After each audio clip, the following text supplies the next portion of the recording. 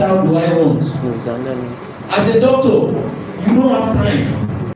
But if you are the one that wants to be doing it every time, you cannot have that. There's less time with family, but doesn't mean that you cannot spend quality time with family. There's a difference. You can spend quality time with family, but there's still less time. 5th, what do I want from my career? You ask yourself that question. What do you want from your career? That's a deep question you need to ask yourself. Because of time, I won't expand on that. Last one, what is important to me? You need to ask yourself that question. The second thing is, the second step in choosing a path in the medical field is research and align with your interests. So research, check online. Thank God for artificial intelligence. You can always type on ChatGPT. ChatGPT, I am interested, I love saving people, I love helping people. I also want a kind of life, a soft life, where I will just wake up in the morning, do a 9 to 5, and then I will go, what kind of work can I do? ChatGPT can bring out something for you. Thank God. Yes, that is artificial intelligence. You have to use it. It will not go, so you have to use what is available. You ask yourself, so you research. Apart from ChatGPT, do other research. How do you research also? You ask questions. That is why I'm here. So that you can ask questions. For some of you that are already in the medical line and you don't know what you are doing. There are some advices I will give us now, especially those that are in the medical field, and I will implore us to do them. Yeah? So must ask questions. That's part of research. You have to ask questions. There are some things that, see, reading book most of the time is different from hands-on. You have to ask the person that has been there. Apart from reading, you also have to ask those that have experienced it to tell you what their experience have been. Do you understand? So you ask questions. That's part of research. Number 3 is make a decision. Once you make that decision, you have done everything that you needed to do at this point. Number 1, you have aligned, you know your interests. Number 2, you have done a proper research, you have asked people, and you now align those, you align your interests with your research. Number 3, you make a decision. Once you make that decision, don't let one coyote come and tell you, this one that you're about to go in, do you know that people are dying? Do you know that this and that? Make your decision and follow through with it. Because a lot of people will always have opinions. People will always have opinions. So, regardless of whatever their opinion is, you take your decision, you hold on to it, and you move on with it. Now, the reason I'm starting from this point is because you have already made your research. You know the disadvantages and advantages of what you are entering. So let nobody come in with some sweet words and convince you after you have made your decision, because that will waste your time.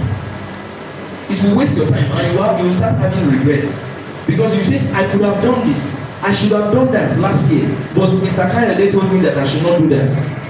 I should have gone to Germany to go and further my study, but Mr. Kayode said that in Germany, they are racist people, they will not treat you well. That will waste your time. Lastly, you set achievable goals. You set achievable goals. As soon as you make your decision, you set a goal. There are short-term goals and long-term goals. What are the short-term goals? The long-term. First, you make a long-term goal. What is your long-term goal? I want to be a neurosurgeon. That is your long-term goal. What is your short-term goal? I have to pass WAEC. I have to pass post-UTME. I have to enter into this university. In the university, my first year, I have to read. Those are short-term goals. But first, you make a long-term goal. After the long-term goal, then you start making short-term goals. Now, to be more specific, being a medical doctor. Let's be more specific now. Being a medical doctor. So, who is a medical doctor? A medical doctor is a professionally trained and licensed healthcare practitioner who is qualified to diagnose illnesses, treat diseases, prescribe medications, manage patients' overall health. Now, I will underline professionally trained and licensed. That is a medical doctor. A medical doctor is professionally trained and licensed, not those who claim to be a medical doctor and they don't have a license. In fact, if you finish medical school, there are certain countries that don't give you medical license immediately you finish secondary school, university. After you finish medical university, you write a medical exam, a licensing exam. It is after that you get the license. Why do you have to have a license? Because you are dealing with lives. You are not dealing with goods. You're not dealing with chickens. You are dealing with lives. Lives that matter. Lives that can change the future of tomorrow. So that is a medical doctor. Now, the career path of a medical doctor is a very long one. So, if you want to be a medical doctor or you are in the medical field, please listen carefully to me. The career path of a medical doctor is a very long path. You should be able to dedicate at least 15 years of your life. So, whichever age you are right now, I see that most of us are young here. Add 15 years to it. Put 15 years. After you have 15 years, that is where you should be. You should have basically gotten to the height of your career at that point as a medical doctor. So be ready to dedicate 15 years. However, there's a caveat. Nigeria is not straightforward. Medical school that is supposed to be 5 years, 6 years, you will go for 8 years. Why? Because of the NASU strike. Because of NASU strike. So be ready to dedicate at least 15 years of your life if you want to be a medical doctor. Now, first you have to go to medical school. Medical school is about 6 years. 6 years, you have the preclinical years, which are 3 years, and the clinical years. In the preclinical years, you will learn things like anatomy, physiology, biochemistry, biostatistics, and all that. In the clinical years, you are now in touch with patients. You are now in touch with people. You start to speak with people. You start to ask them questions.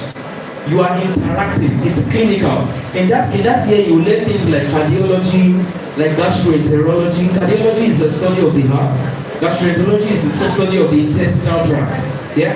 Nephrology, the study about the kidneys, the urinary tract, and all that. All these fields, you will study them in the clinicals. After 6 years, you will get your medical degree. After you get your medical degree, usually there are common medical degrees. There's the MBBS and the MD. So the MBBS is bachelor's in medicine and bachelor's in surgery, right? MD is doctor of medicine. So what's the difference? It depends on where you are. If you are in a place like Nigeria, MBBS is the primary medical degree. The primary medical degree. But in a place like Georgia, for example, where I studied, the primary medical degree is MD. That's why in my name you will see Dr. Alaudin Samotu, MD. That MD means Doctor of Medicine. Now, in Nigeria, before you can attain MD status, you should have, it's like an advanced research position. An advanced research position. So that's the difference between MBBS and MD. So it depends on where you are.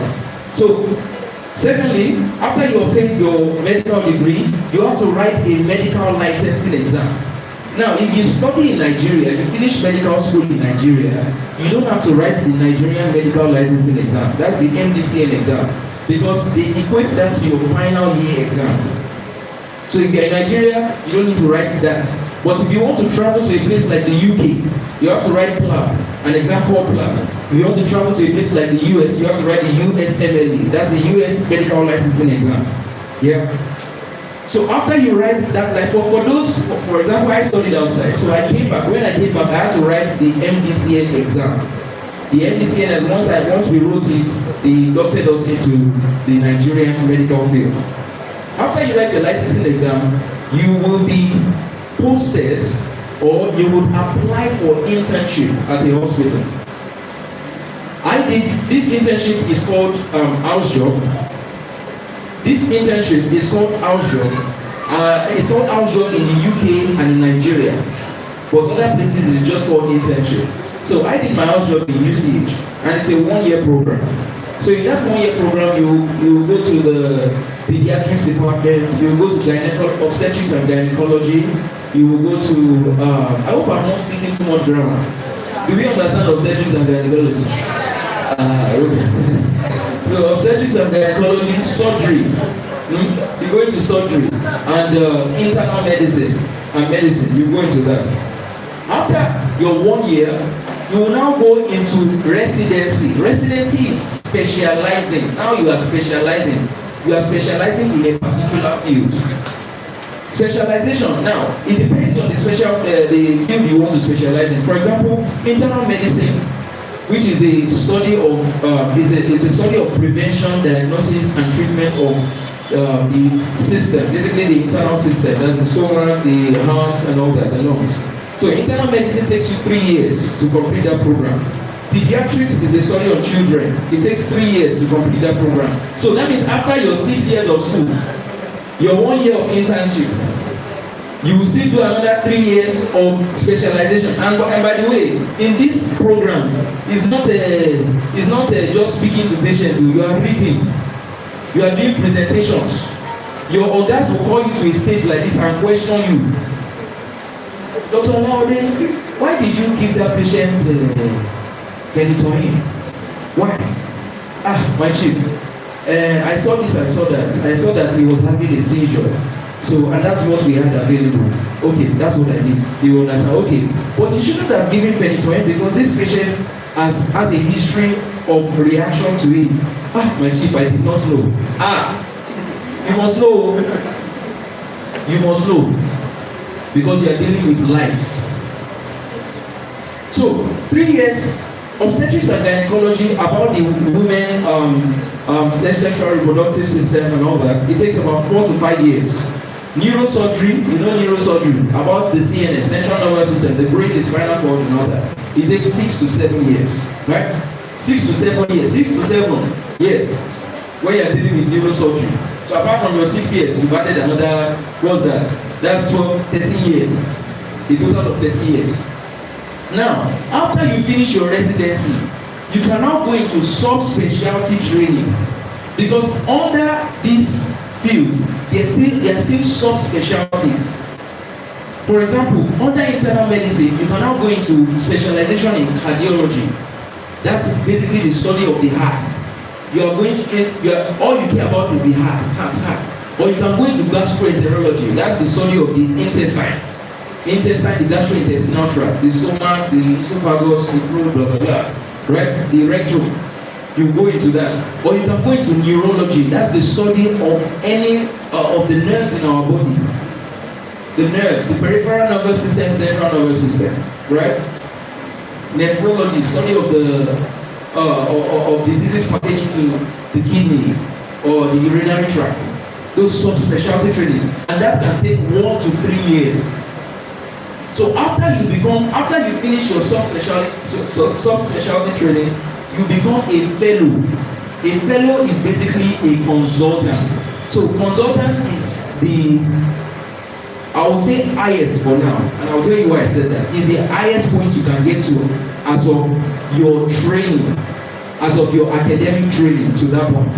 Now, as a consultant, you are now a lead, you supervise, you teach, and you engage in research. Now, after becoming a consultant, you can now decide, I want to become a lecturer, I want to become a professor, I want to go into Ministry of Health, and I want to be the Minister of Health in Nigeria. I want to do this, so you have many opportunities after becoming a consultant. You can decide that I want to open my hospital. Yeah? I want to build my hospital, I want to do this and do that. You have every license and every power to do that. Now, there are some cons. I'm sure you would have gotten the best number 1 con of medicine. What is the number 1 thing there? It is what? It is time consuming. So if you are not ready, as I said, if you are not ready to dedicate at least 15 years of your life, at least, so I'm not saying that it's 15 years old, at least 15 years of your life to this, my brother and sister, just go to somewhere else. So that you will not cry in the future. You will not say, and I know. And I know is a waste of time. So make your decision. Second thing is, it is expensive. You would think that a field like this that helps people should be cheap. But it is not cheap, my brothers and sisters. It is not cheap. It is very expensive. In fact, if you want to study medicine in a private hospital in Nigeria, for a private university in Nigeria, you are spending at least 300,000, 400,000. At least. Now, if you go to places like Covenant, I think they spend up to $1 million there. So this is not cheap. is not cheap. In the US, for example, a semester can be at least $50,000. Many of them are taking student loans. Many of them. So it's not cheap. Thirdly, intense workload and stress. You will be stressed. Why would you be stressed? You will be stressed. You can see somebody dying in front of you and you have to do something about it. There's a psychological, there's a mental stress. And if somebody dies in front of you, you think it's funny? It's not funny. It's not funny. There's no doctor that wants to record a death under his list. As much as you can. So there's a psychological stress to it. When you see parents crying over their 3-year-old, how do you explain that? How do you want to skip that night? And you must skip. Why? Because your chiefs will wake you up in the morning and grill you. You must read. There's a psychological stress, there's an emotional stress, there's intense workload. Fifth, physical and health risk. As a doctor, you are exposed to a lot of infections. HIV, you are exposed to it. Why? Because as you want to, I'm sure they've cited an IV line for one of you. Maybe anytime you are sick, they put a drip, what you call drip. It's called IV access for us. That IV access, if a doctor finds a way to prick himself while he's doing that, and that person is trying to pass the IV access for, has HIV, the doctor too, that's how they get HIV, or hepatitis, or any of that. Even tuberculosis. How is tuberculosis spread? If I may ask. How is tuberculosis spread? Does anybody know? You should know. You should know. Because we do a lot of outreaches, community outreach, so that you know. How is tuberculosis spread? Please. Like it's a communicable disease. We know communicable diseases, right? It is airborne, right? Good. It is airborne. So if somebody has tuberculosis and is coughing everything on you, that's the individual. Don't say me. That's the individual who gets tuberculosis. Yeah. So doctors are at risk. That's why we are very careful. When we tell you wash your hands, we are not just telling you to wash your hands. We are also telling you so that you can protect us. Last thing is lifestyle and personal sacrifices. You have limited time with your family, so you need to be able to accept that. Next thing, there are some, even though you have these negatives, there are still some positives. A lot of positives. Everything is not negative. There are positives. Number one, you are helping people and saving lives. I have saved, by the grace of God, I have saved so many lives. And it gives me so much joy. Thank you. It gives me so much joy. Till today, some of them message me. There's a particular one that really always excites me because he was a grandma. And the relatives till today are still grateful. Till today. And that gives you joy. That gives you this accomplishment. That at least I have done something in this life. That even if eventually something happens, I die today, I know that I have done something. Right? There's this joy that you know that you are saving lives. And you are the pioneer of that. Secondly is high respect and social status. You will be respected. That's when it comes with being a doctor. You will be respected. And it's not because it's just a doctor. It's because of the process. We have spent time, we have spent energy. Most people have become depressed to get to this point. There are times you will cry. What is my life? How come every day I'm just reading? My friends are into AI, pressing computer. They are going to Maldives and playing. Me, I'm here in the room, reading. We've gone through a lot to get to this point. So it comes with high respect and social status. There's job security and demand. There's job security and demand. Because of my time, I'll just go through. There's job security and demand. A lot of people want doctors. Countries want doctors. There's diverse career paths. And of course, there's financial reward. You are not just coming into this field. You will also get some financial reward. Even though most of the time, you work more than you actually earn. You will do more, but there are financial rewards. So because of my time, I'll just walk through. So a medical student walk through. This is the last thing I'll talk about before we go to questions. Do I still have time for questions? Would I say okay? Yeah. So the medical students walk through. So if you are a medical student, listen carefully. Listen carefully. This is specifically for you. Number one, do your extensive research and make your decision. Follow through regardless of whatever anyone says. You say you want to be a medical student and you want to go into cardiology. Go into cardiology. Don't care about whatever anyone says. Go into it and focus on that. Right? That's number one. Number two, don't let money be your only motivation. You will always never be paid equivalent of the work you put in. So if you want to become a doctor so that you can be rich, don't let me disappoint you now. Because most of the time you might even spend more money on becoming a doctor. In fact, all the time, more money on becoming a doctor than what you will get. So please, it is a passionate something. It's not just about the money. You will get the money. But if your mindset is about money, you will never get enough.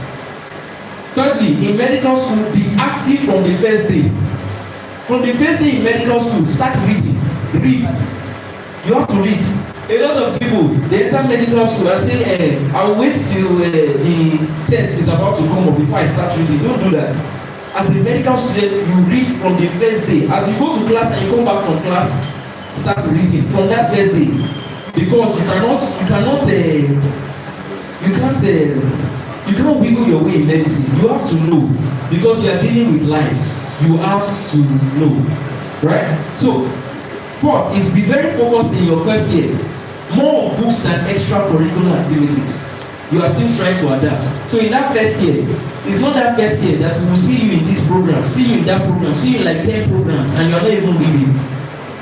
Right? In your first year, focus on your book because you are trying to adapt to the new system. Read. Now, this fifth, read from textbooks. Most of us are so used to reading from the slides of the professors. They've brought it down. Read from textbooks. Try to get textbooks and start reading from them. Let the slides be an adjunct. Reading from textbooks will help you both locally and internationally so that you can pass your exams, your international exams. Next thing is attend seminars. In your second year, from your second year upwards, start to attend seminars. Every seminar you see, attend seminars because you need it. It's very important. Next thing, join research groups. Part of medicine is research. It's part of us. In fact, in our CV, you must always have the research that you have done. You must have papers that are written in your name, published. So, join research groups. Next one is gain volunteering experience. Be involved in medical outreach. Whenever you hear there's a medical outreach here, be involved. Go there and see what you can do. Next is prepare for international exams. Don't let Nigeria be your only option. Don't let Nigeria be your only option. Prepare for the UK exam, prepare for the USMLE. You want to go to Germany, prepare for the exam for Canada, prepare for licensing exam. Try to have a license outside also, so that you can always move whenever you can. And lastly, enjoy your vacation. You will still have time to enjoy. In all this I've said, don't be afraid.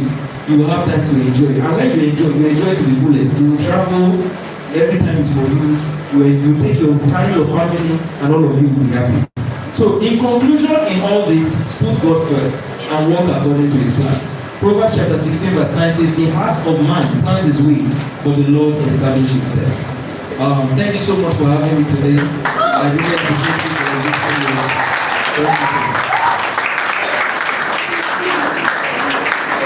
Yes. So, does anybody have any questions? Any questions? Any questions for me before I go?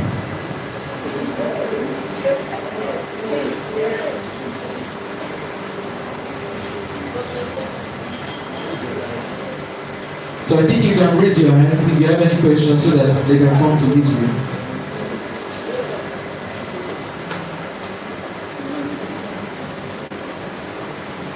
Okay, seems like they're not.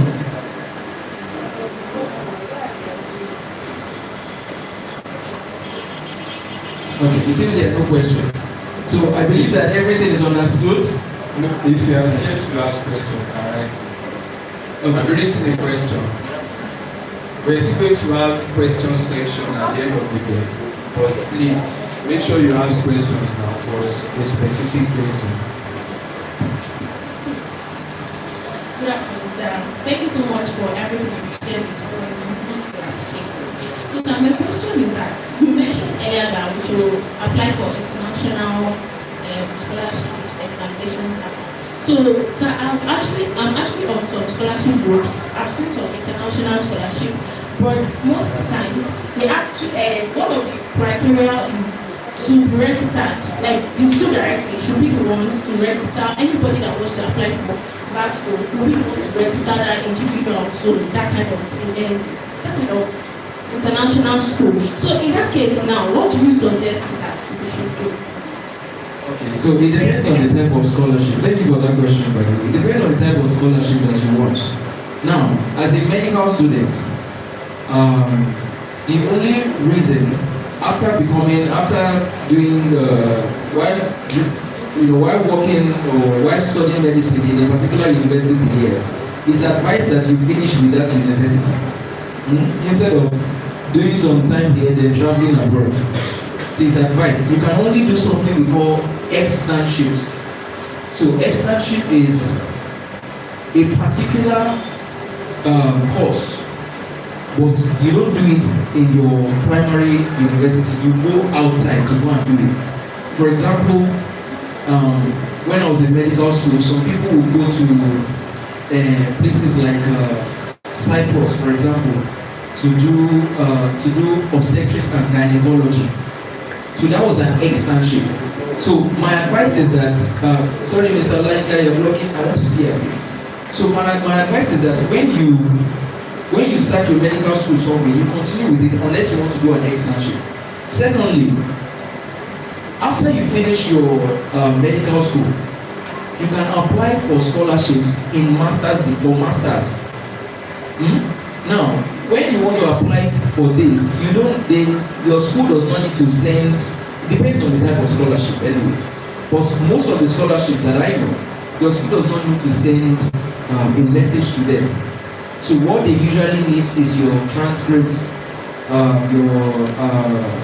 your certificates, and also they want to know for master's degree as a medical professional. By the way, for most master degrees that you do, you have to first have your medical degree, and some of them you have to have at least 1 year experience in the medical field. Yeah. So if you want to go outside for any of that, finish your medical school first. That is the point I'm trying to make. Finish your medical school. Now, the point I was also trying to make is that you write international exams. International exams are not under scholarship. To write an international exam is not under scholarship. International medical licensing exam. For example, the USMLE, it has 3 steps. There's the step 1, step 2, and the step 3. Step 1 is going to be it's more or less like anatomy, physiology, all those basic medical courses. Step 2 are more clinical courses. You have to pay from your pockets. You have to pay from, unless you have a sponsor, unless somebody is out there that wants to sponsor it for you. You have to pay from your own pocket. And these exams, for example, the step 1 cost, the step 1, if I have to convert it to Naira, it costs about 1.9 million. Step 2 costs 1.9 also. For step 3, you can do that later. Even for countries, the Nigerian exam, as a resident in the hospital, you will still write an exam to progress. It's called primary, secondary, and all that. You will spend at least 1 million on each of those courses, on each of those exams. So unless you have a sponsor, it is not under scholarship. Do you understand everything like that? Okay. Thank you for that question. Please give a round of applause.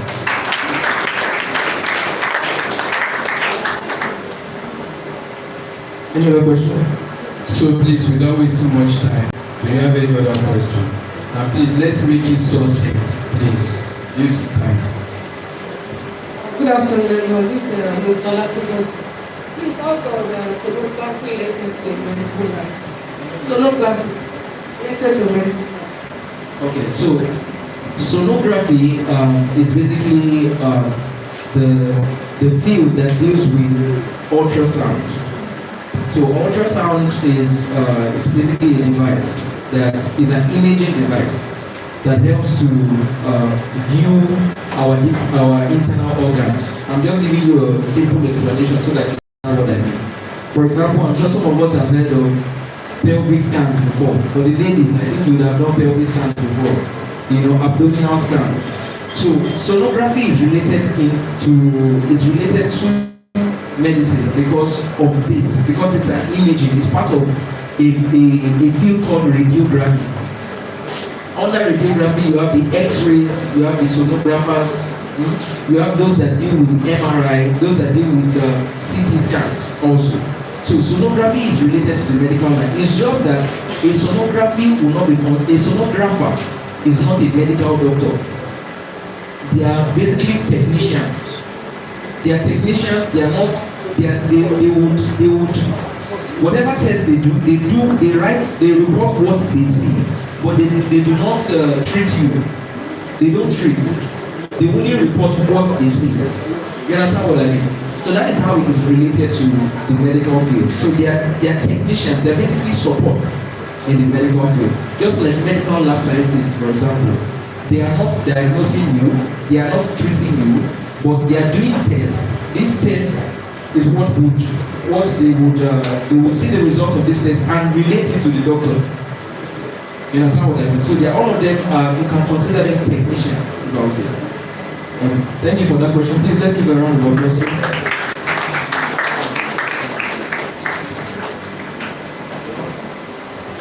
So please, for the sake of time, we still have a whole lot of speakers today. So not all these speakers are here, guest speakers. So thank you so much, sir. And if you have any question, please compile your questions. Even if he's not yet to answer those questions, we have access to him. We can send to him anytime for him to answer you. Is that okay? So just compile a question. At the end of the day, we'll still answer general questions. That's the last part. Then I want you all to note that there's no medical outreach we are doing today. Because a whole lot of you might have been wondering why is it that this place is just talking about medicine. We chose from all the fields of study. We have some from the medical field, we have a nurse, we have a lawyer, we have a counselor and a psychologist. We have some from the banking sector. So if you are in the field of commercial, you will hear from them. If you are in the field of arts, we chose all those parts because they are the parts that can lead to other parts. Is that taken? So it's not because we are counting one as important as the other. So every field is important, but everybody here seeks to represent a particular section of the fields. So God bless you so much, sir. Thank you so much for and the future. As simple as that seems like, it is very powerful. Talking about myself, about you, and the future you are going to what I am building upon. Your future does not begin tomorrow. Rather, it begins today with decisions that you are making, and the intentional decisions that you are making, and the practical steps they are taking towards achieving that future. Many people dream about bright future. Many people dream about bright future. Even those that end up as stars, they all dream about bright future. But what makes it different? It is the decision, it is the intentional decision that they make what decision. But many people. As many that thought of that bright future, only few people will sit down and work towards it religiously. What is that future that we're talking about? The future is not something that is mysterious. It is not a luck. Even when you are very good luck, your future is not what? It's not a luck. It is not a magic. It is something that you have to work, towards, and it is the result of what? Your daily habits, the discipline, the values and the decisions and what that we make today. So if you neglect this area, the future will do what? We definitely suffer. But if you do not neglect this area and you take it with hard working and everything, your future will flourish. So if you are intentional, the future will also flourish. So every future, my future, your future is either built intentionally to be a bright one, or it is ruined carelessly. I pray we don't have future in Jesus' name. Now, my professional journey as a nurse. I stand before you today as a nurse, not because I did not undergo any challenge. Life on its own has never been easy for every one of us. But because I made a decision to be a nurse, come rain, come sunshine, I'm standing here today presenting to you and as a speaker in what is the reality of the profession. How many of you know that nurses do other work apart from giving injections and medication? The non-nurses do that. What do you think the nurses do? This might be somebody I want to answer. What do you think that the nurses do?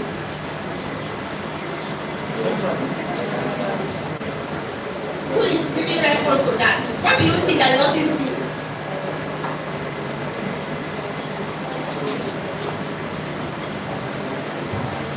Oh yeah, now who wants to give me answer? Now they wait.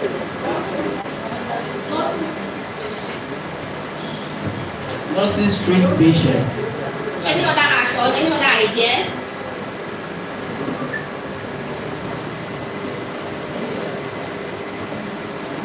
Any other idea, please?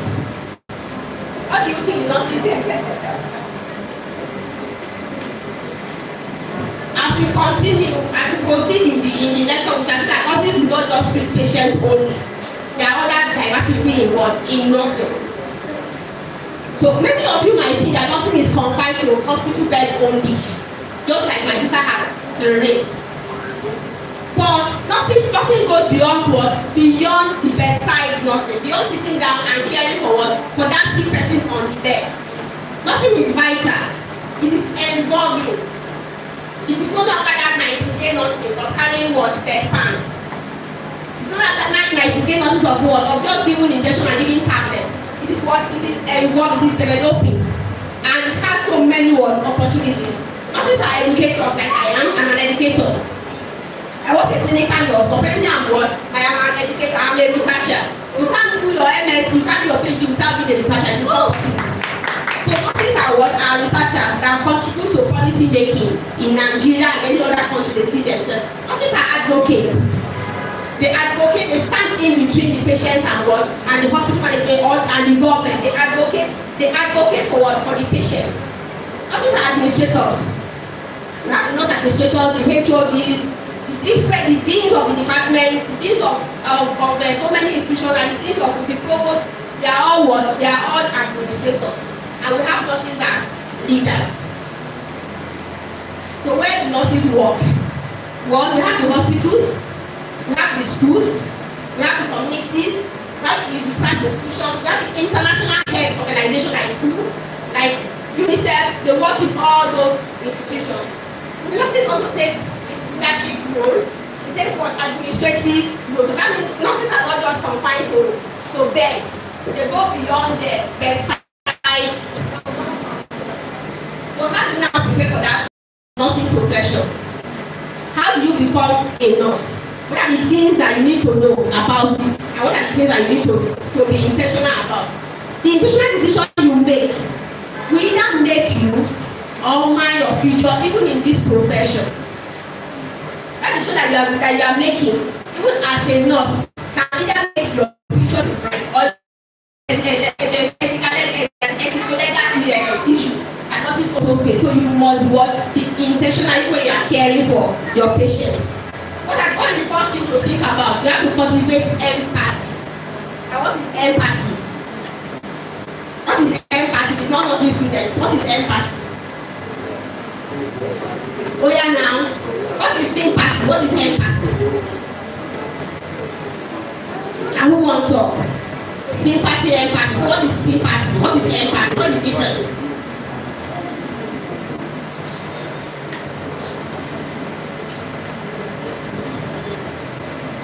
Do you have an idea? Empathy, when you are empathetical with somebody.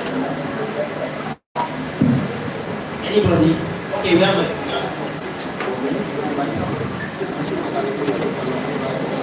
So empathy is like putting yourself in things like you feel what.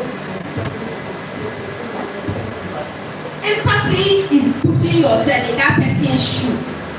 As a lot of people that you are feeling headache, you are able to feel that pain with you. And you have to think, if I am that person that is feeling the headache. But sympathy is like just like sympathizing or pitying the person. But in empathy, you are putting yourself in that person's shoe. When the person moves a loved one, you will think, what if this thing has happened to me? Even if I'm saying God forbid bad thing. With that, having that in mind, you will care that patient as if you are saying they are the person on that bed. Apart from being empathetic, you have to have compassion. A heartless person cannot be what? A nurse. So most of the time, sacrifice your own joy, sacrifice your own convenience for patient. The second thing, you have to develop critical thinking and problem-solving skills. You must be alert. You must be able to know what to do at every point in time. Then you have to embrace a lifelong learning ability, just like the doctor said. You cannot be a nurse without reading. Thank God for technology now. A patient may be asking you questions, and that question the patient already gone to Google to ask about it. To make life easy, the patient will ask you what causes heart failure. The patient is already on AI, and AI is already downloading everything for that patient. If as a nurse you are not reading, you won't be able to read up. The person will not say that look at this, but she does not even learn anything. So it's a lifelong learning. You must continue to learn, and you must be able to change. I was telling my students sometimes, I say in my own life, there's nothing like nursing informatics. There's nothing like computer in nursing. But now we are doing what? We're teaching them what? Computer in nursing. They must know how to use computer. If you wonder what does computer have to do, because everybody is life is already going digitalized. So everybody has to be able to adapt. So as a nurse, you must adapt. Then you must build resilience. Nursing is not a course that you just go and you think. You must read. The student nurses, am I lying? You must read. There's no holiday in nursing. The only holiday that you have, maybe the December time, after the end of session, once in a year.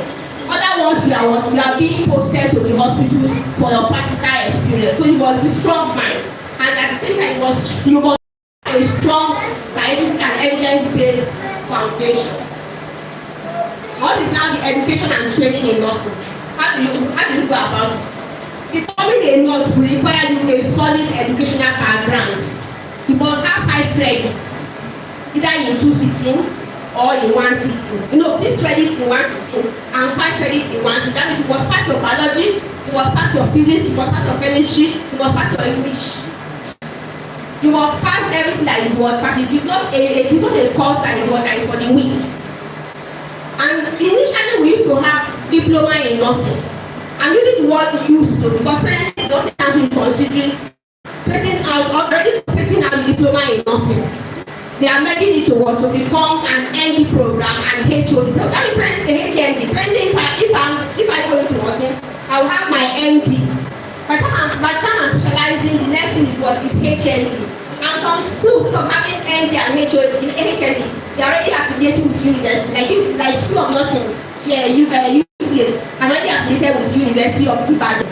For them to be able to award degree in nursing, ND, and HND. And after that, you can do further specialization courses.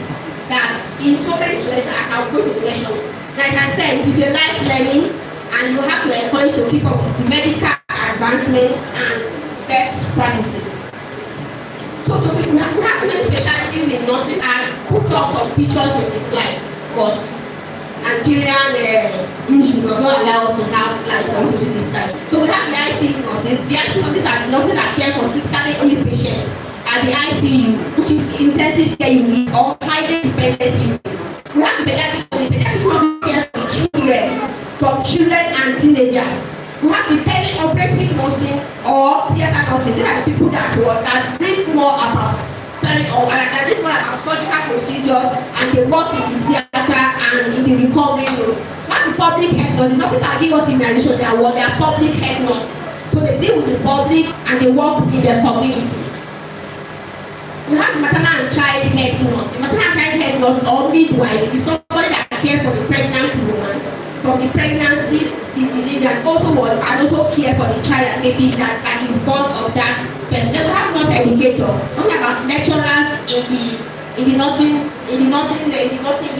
We have the trauma nursing. Trauma nursing are nurses that work in emergency and accident units. They care for patients that are having emergency conditions. They care for patients that are involved in accidents and are traumatized in one way or the other. We have occupational health nurses.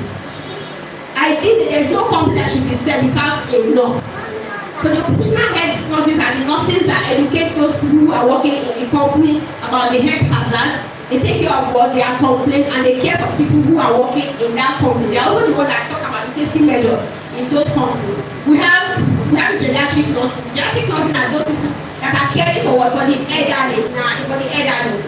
They specifically go and learn about how to care for the elderly one in our community. That's when we have oncology nurses. Oncology nurses are those people that have to do with cancer. We have general nurses, those people that have to learn about how to care for people that have pregnant kidney issues.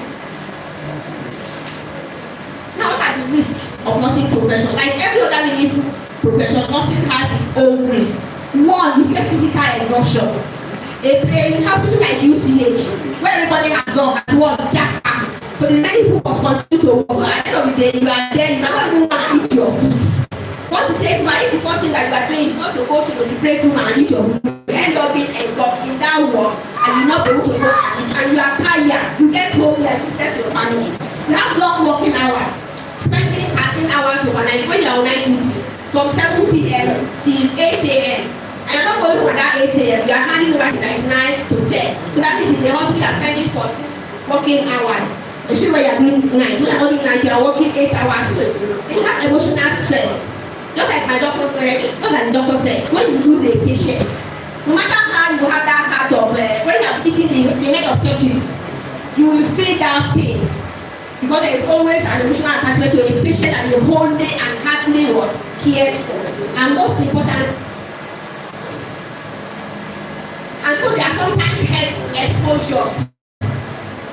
Different, when there was COVID-19, most nurses and doctors were infected too. These are the health hazards that we get from nursing patients. However, having said this, there are benefits. One of the benefits is what job security I mentioned. You cannot do nursing without getting job. No matter how small it is, you start from that one. I started for a private hospital. They were giving me 5,000 there. From 5 I entered 8. When I got to Ibadan here, when I was doing my nursing program in I was on permanent 9 and I was earning 15,000 per month to sponsor myself. So there was what I was able to do that sponsorship of myself for my first degree program because I was already got that foundation. So as a nurse, I got what I got to. So there's job security, there's career flexibility. You can choose anything you want. You can choose to nurse the children, you can choose to nurse the elderly, you can choose to nurse the people who have cancer. So you have any of your interest is covered in what? In nursing. There's global opportunities. So many people are jackpotting. In fact, most nurses, when you ask them, you go to stay in a middle class, you hardly see heads up. Because there's global there are global opportunities everywhere. Then there's professional respect. When you are a nurse and you know what you are doing, people will respect you. Do you understand? Are we together? Yes, ma'am. And most important, there's that satisfaction. When you are able to put a smile on a sick person's face, when the patient is able to say, thank you, my nurse, for caring for me. When the patient comes over, the patient recovers and goes to there, that satisfaction that we always want to derive. What are the lessons on the personal decision making? And I think you are going to have a practical decision, you must have an intentional decision making. So in nursing, education is not negotiable. I was telling my niece yesterday, I said, you cannot go and learn trade without what education. Even Vicky James is educated. If you want to learn tutoring, was what education is foundation to everything. And you must be disciplined. Discipline will take you where motivation cannot take you. But when motivation fails, discipline and you have given yourself will continue to lead you on. Character matters more than your talents. If you are a nurse that does not respect people, you cannot go beyond. You cannot go far. Because your character, your values, the respect that you give yourself and the respect you give your patient goes a long way to talk more about you than the care that you are going to give. Then you have to choose your friends wisely. The friend that you make to some extent determine who you are and who you are going to be in the future. If you are befriending somebody who is smoking Igbo, now you are going to be the carcass of those smoking Igbo. If as a student you are choosing a friend that is studying, that is studying very hard, you are going to be the group of students that are going to make it. But if you choose a friend that is doing social media, Instagram today, TikTok tomorrow, you end up being in the group of failure because the person is not ready to work, to do anything. However, failure is not the end. You go back and work and track it, and you come back and make, just like my brother was saying, that he had 48, but he went back and sit down and he had what he made that. So you must work, you must win, and failure is not what, it's not a last resort, it's not a sentence or not a death sentence. And what are the words of the parents and guidance? As parents, your role is critical. Your role as parents and guardians is very much critical. The role that you play in the life of these students can either make them or mar them. Don't choose for them, guide them. Because they are going to be successful in that career they have chosen if they choose it by themselves, if they have that passion for it. Are we together? I don't think I should read, I don't want to read this. Do what is what you have that interest in, that will take you a long time. So as parents, please let us guide our young ones. So your words as parents, your values, the examples that you are giving, we shape the future of what? Of the children. To encourage them, support their dreams, and guide their choices, and same time they are models. So we have to model integrity. But when you model integrity, they will also copy what you are doing. A child who is mentored early will stand stronger later. For you, what word do I have for you? Your background does not define your future. What did I say? Your background does not define your future. I came from a very poor background. When I mean poor, from my school of nursing days, I was taking care of myself, financially doing actual fee. At my university days, I was doing permanent night, so I wanted to take that foundation of being a nurse. So if somebody like me can become a nurse with masters in nursing and now aiming for what PhD, that means there is no background that can deter you from being a right in the future. So your background does not matter, it's your decision and your intention about that decision that takes you long. So be intentional, be focused, be teachable, and what and be disciplined. Choose growth over comfort. Choose purpose over pleasure. And choose your integrity, accountants, lawyers, and nation builders.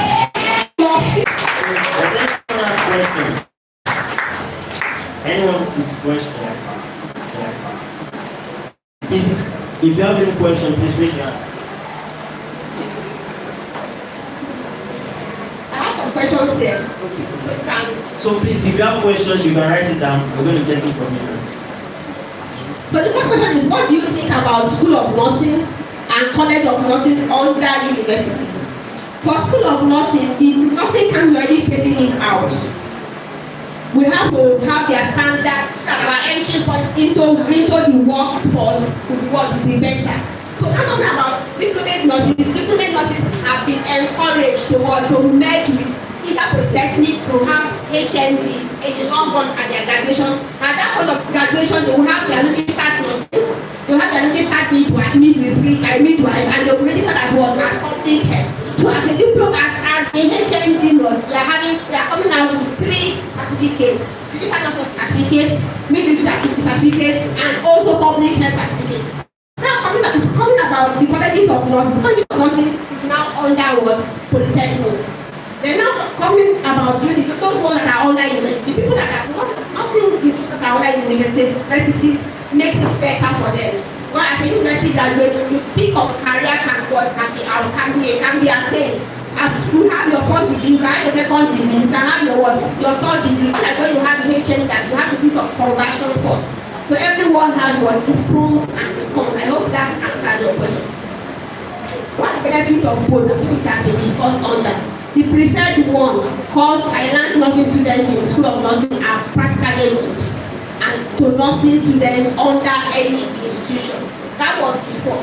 Before in UI, let me when I finish from UI did not do blog posting. What they do before is that from the 300 level we go for posting every Tuesday. From 400 level we go to posting every Tuesday and Thursday. But this time around, UI has what is called blog posting, just like the School of Nursing students.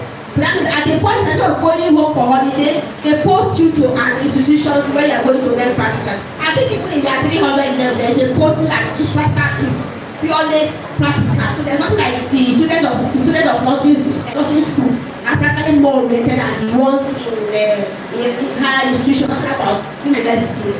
Does nothing permit social life, even if it is a bit? Yes, it's about timing.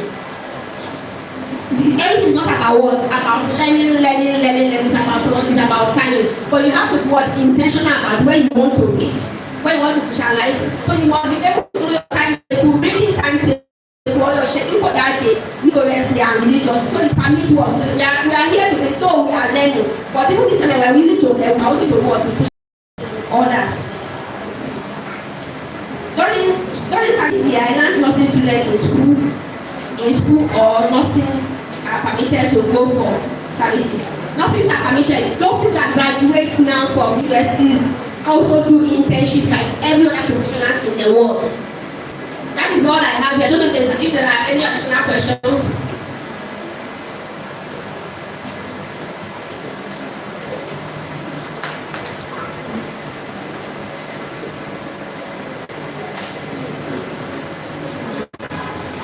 How do you think nurses can stop being disrespectful?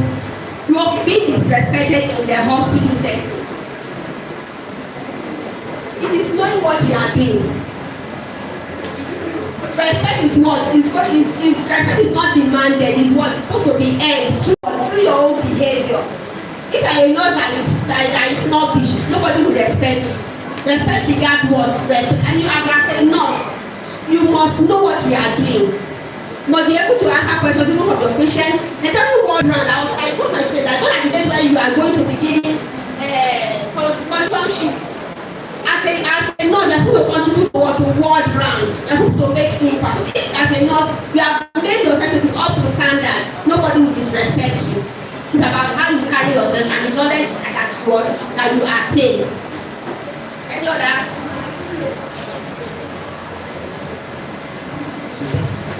So because of time, yeah, you can still write your questions. We can ask her later on. So, thank you very much. Thank you all.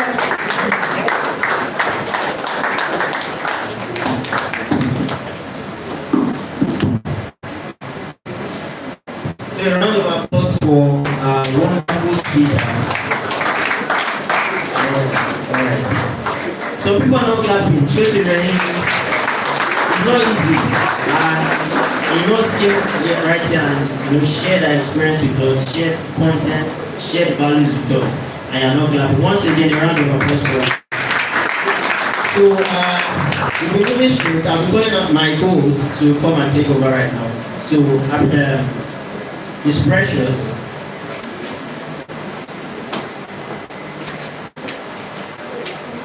Well done, everyone. I hope you are getting. We are done. We are getting. Say yay. If I'm enjoying the event, say yay. I'm only hearing that for that. Say yay. Please, I will be calling on Ambassador Akumadiola and pass it over. Thank you.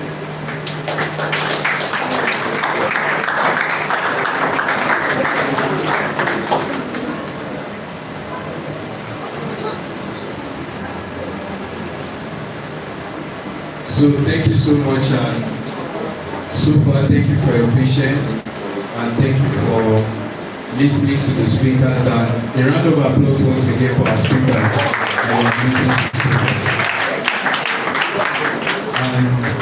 And before I proceed, I want to continue with my talk, and my daddy just walked in.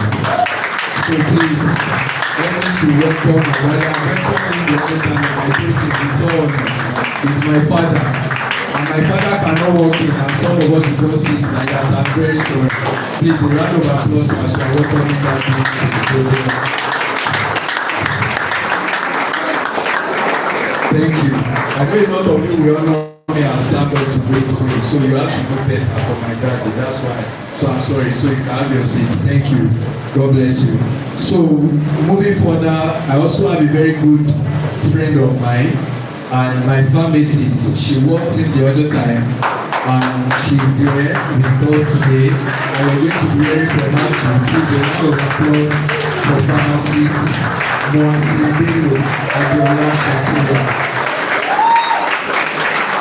Then one of my everlasting friend, a tutor, a mentor, And I will call him a father too because he calls me to nurture me like a child most of the time. He also walks in the other time. Please help me to welcome Mr. Felix Olaoye. All of you know him. God bless you. So, because of doctors are on duties and there are a lot of patients expecting our Dr. Alawode at the hospital. So we have to go to the hospital now. So before he leaves, I want to quickly present his award. So Mr. Felix, please you can step forward to help me to present the award to him before he leaves. Yes, the doctor's award. Mommy, we are also patients. So our mommy too, nurse, please come forward. So you present one. I want one of the parents to come help me to present one too. Mommy, please come forward now. So you present the doctor's award first, and you take pictures with them. I will call on mommy for the award.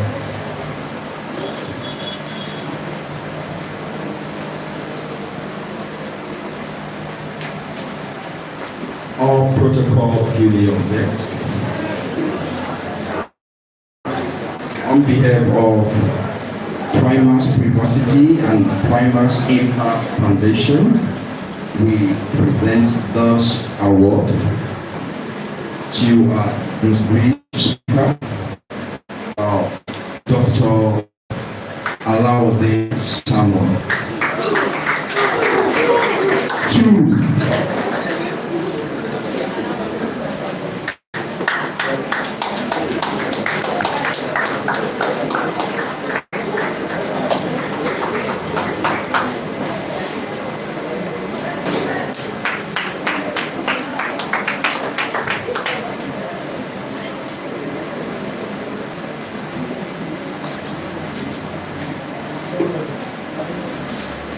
On behalf of PRIMAX University and PRIMAX Impact Foundation, I present this award of Distinguished Speaker Award to Mrs. Asenach Jimon Esther Osiju.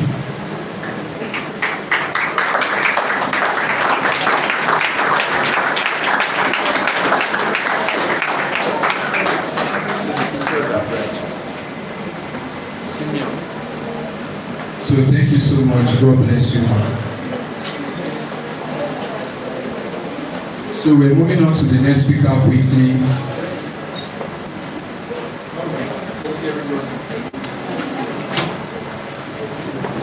Alright, so we're moving on to the next speaker who is excited.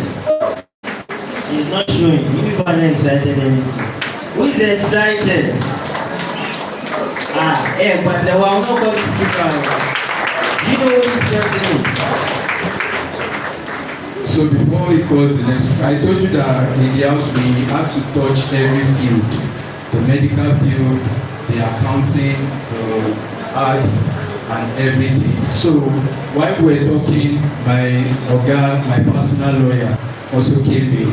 And please, help me to welcome Barrister all right, exactly. To the front.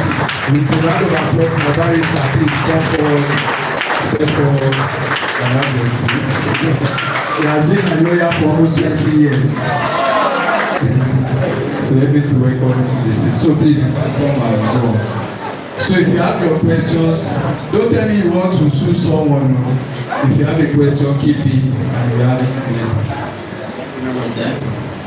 So I have someone I want to sue. Some of these UI students.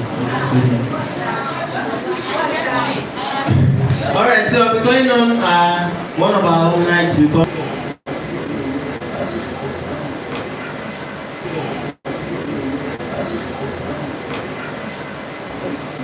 Good afternoon, everyone.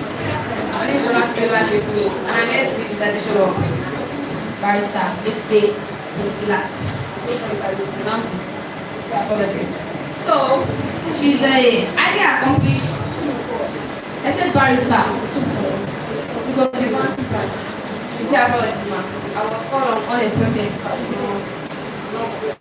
So So she's an highly accomplished banking professional with over a decade of experience at First Bank of Nigeria. She holds a degree in accounting and an MBA from Obafemi Awolowo University. And she is an associate member of Chartered Institute of Personal Management. Currently, she is serving as a senior banking officer and branch service. She's passionate about mentoring young professionals and empowering the next generation through self-awareness, career development, and leadership guidance. Her journey reflects perseverance, growth, and unwavering commitment. So, with that, welcome with me to the stage for our presentation of our PhD professor.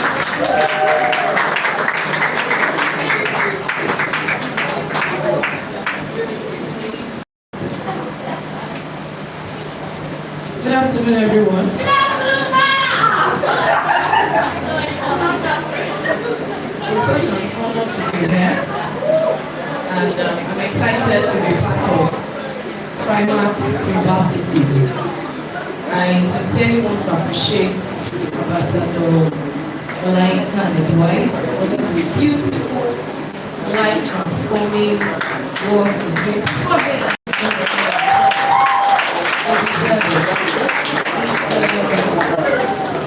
It's a great thing to be intentional about investing into the next generation. And I want you to know that for you to have a platform like this, where you are exposed to knowledge, your skill is being sharpened, you have access to people who can provide mentorship, is always a rare privilege in life. I don't want to take it for granted. But before I go on, I'd like to also deeply appreciate that in the house. Let me appreciate you. Thank you so much, sir. God bless you. I appreciate everyone that has spoken. And I also let me appreciate everyone that invested in to speak. Thank you so much for coming along, Barista, Mommy. Thank you so much. Thank you, Ma. It's been a wonderful time of learning for me personally. So if I have been learning and you have not been learning, I don't know what you're doing. Right? It's been an awesome time of learning. Okay, so straight to why we are here. So I've been introduced. I am a banker by profession. I work with First Bank, and I've been there in banking profession for over a decade, and it has always been an exciting time. I would like to say that banking profession is one of the simplest professions you can come into. Because I believe by the end of today, I want to be able to recruit more bankers. Am I speaking your mind? Yes. Okay, so it's an engaging profession, very engaging, very interesting. Yes, demanding, like every other profession is, but it's one that will place you in a space where you can learn, you can meet people, and then you can also, acquire relevant knowledge that you can apply personally to your lives. Right? So very briefly, I'm going to be talking about the banking profession. Right? Before I move into my slide. I'm going to be brief with the banking profession because so many people believe that you need to study banking and finance to be a banker. That's not correct. Right? You don't have to study banking and finance. I didn't study banking and finance. Yes, I studied accounting, first degree, but I moved into some other things. And today, I'm still a banker. The beautiful thing about banking profession is that in banking, we have doctors. In banking, we have lawyers. So you can be a lawyer and you're a banker. Yes. You can be a doctor, you can be a nurse, and you're a banker. So, whichever field of study that interests you is very welcome and applicable in the banking industry. And that's why I said that I would not majorly be saying so much about, how to be a banker, what do I need to be a banker, right? all you need to do is to have an open mind of learning.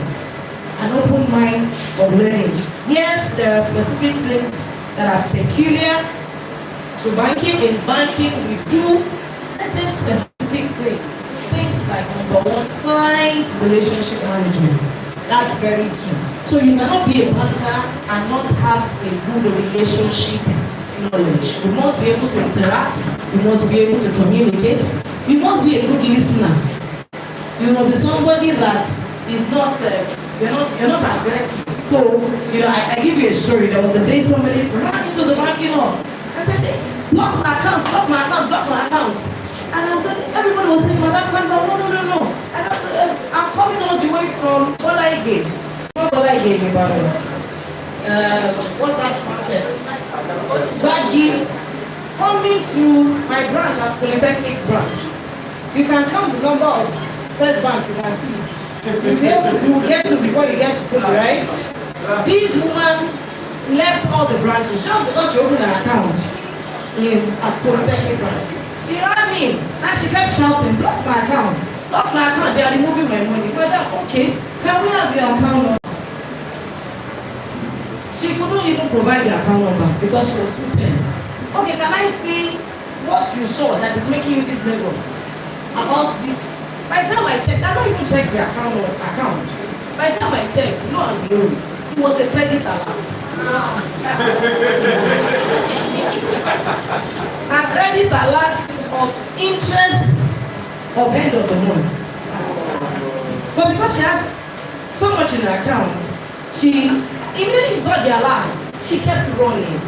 Now, ordinarily for somebody that, what would you do to that kind of person? Oh yeah, tell me, how would you react? It sounds annoying, right? How would you be running all the way? They're even trying to calm you down. So, when it comes to relationship management, having that personality that is able to help people understand where they are coming from, help people to also navigate through their financial situation. That's another thing that makes the banking industry very unique. There are two things that are important to people in life. Number one, health. Am I correct? They say health is wealth. Number two is what? Say it now. We all love money. As a matter of fact, the reason why we all want to become the doctors and the engineers is because we can have this money. So as a banker, it means that you are managing one of the things that is critical to people. I've seen people on wheelchair being building the banking on just because it's their money and it's important. So you see how important the personality of the banker is more than the knowledge that you possess. People ordinarily are not as interested as what you have to offer, but who you are. So the things that we do in banking, client relationship management, we offer financial solutions. So as a banker, you will have the duty and the responsibility to know so much. So the first two speakers have spoken quite well about knowledge acquisition. We have to keep up to date. We have to know what is happening in the industry because we offer financial advice. So people come to you and say, I have so amount of money. Can you tell me the kind of investment vehicle I can put this into that can help me to save my future? Can you help me? Can you tell me about the options that are available for me to grow this fund from savings to investment? Okay? And so these are part of the things that makes you a professional in that field. And of course, problem solving. I tell my team every time that one major thing that we come here to do every day is to solve problems. Oh, my account is frozen. Oh, this is happening to my account. Oh, I'm not able to use my ATM. I'm not able to do this. Those are, problem solving that you deal with on a daily basis. So it means that beyond being a banker, you need to also develop what we call soft skills, right? That helps you to be able to handle any issue. The challenges you handle today are not likely the same as the one you will handle tomorrow. That's another thing that makes the profession dynamic. You will be able to think out of the box, be able to provide solution beyond what you are being taught in the four walls of the school, right? Then of course, my our past MPs usually say something. You cannot be a banker without integrity. Integrity is very key. Now, I think it was the nurse, it was the doctor, I think it was the doctor that mentioned that some people cannot stand seeing blood. The same way some people cannot stand seeing money. Yes. I have seen somebody that entered into the vault and collapsed. Yes. So, to us, you need to be able to migrate that money, that currency that all of us are looking for. We don't see it any longer as currency, we see it as paper. So the same way, you cannot be a banker without integrity. If you know that you cannot do without adding additional zero, you need to look for a way to paint yellow black and make it look a bit like brown. Then this is not the profession for you. One of the things that makes your shoulder pad to be high and you can walk with your chest up is when you can, your yes is a yes and no is a no.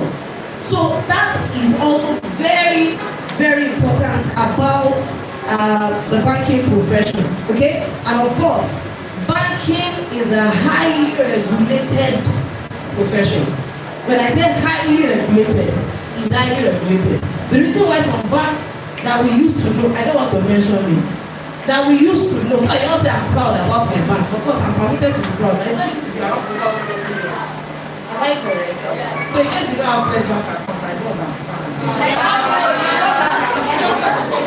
But the reason why some banks that we used to know are no longer the same is because at one point or the other, they have not been able to meet up with the demands of the regulators.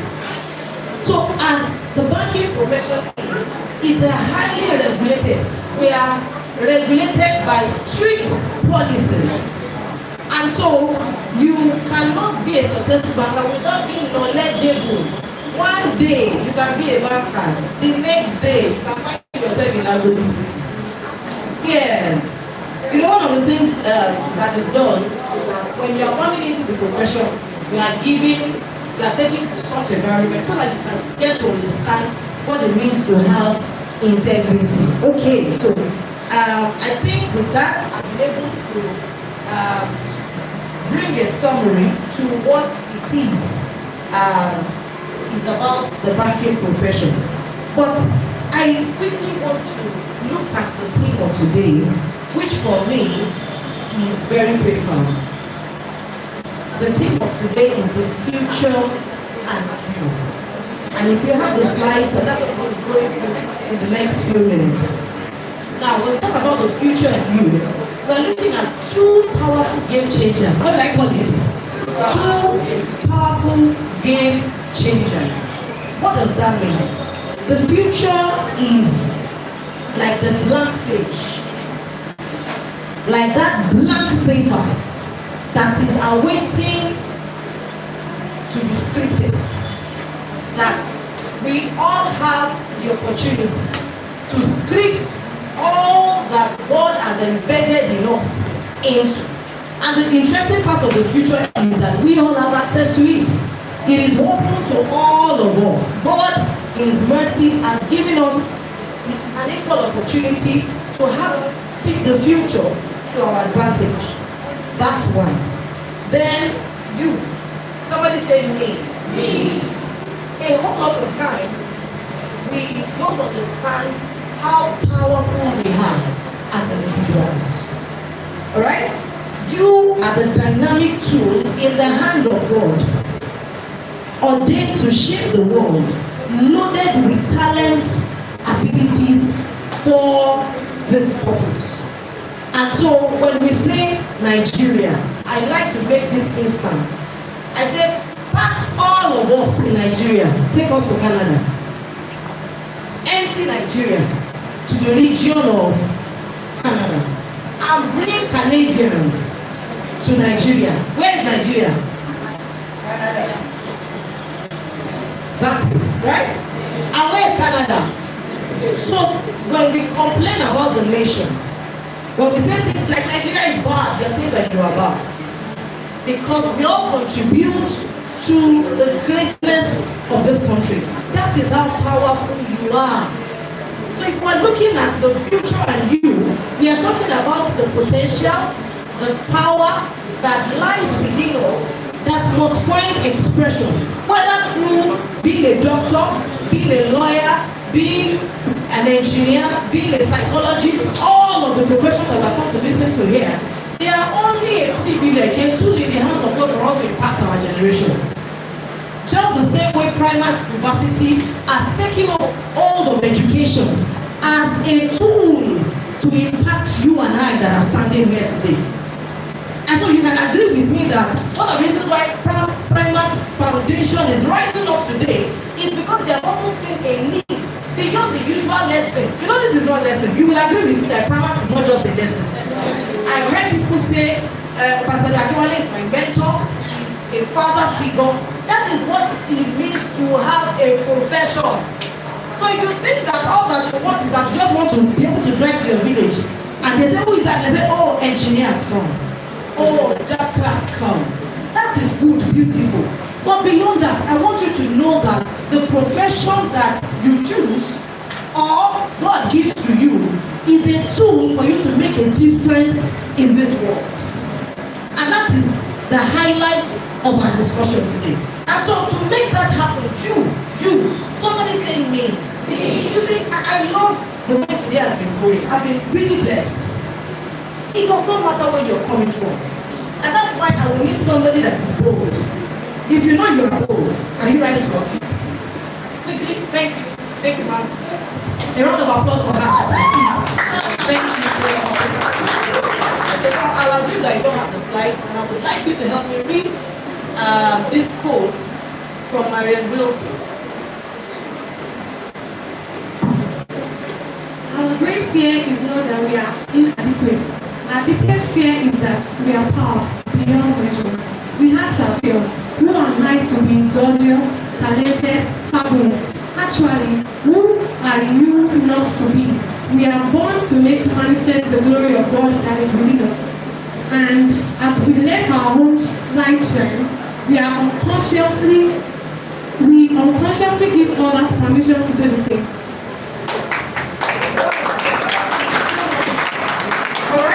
How many of us heard that? But I'm going to take it very quickly. He said, our greatest fear is not that we are inadequate. Our greatest fear is that we are powerful beyond measure. We ask ourselves, who am I to be gorgeous, talented, fabulous? Actually, who are you not to be? Meaning, who says you cannot be talented? Who says you cannot be fabulous? Who says you cannot be excellent at everything that you do? Your background? Your history? Somebody somewhere that told you that you are a nobody? There is no, right? We are born to make manifest the glory of God that is within us.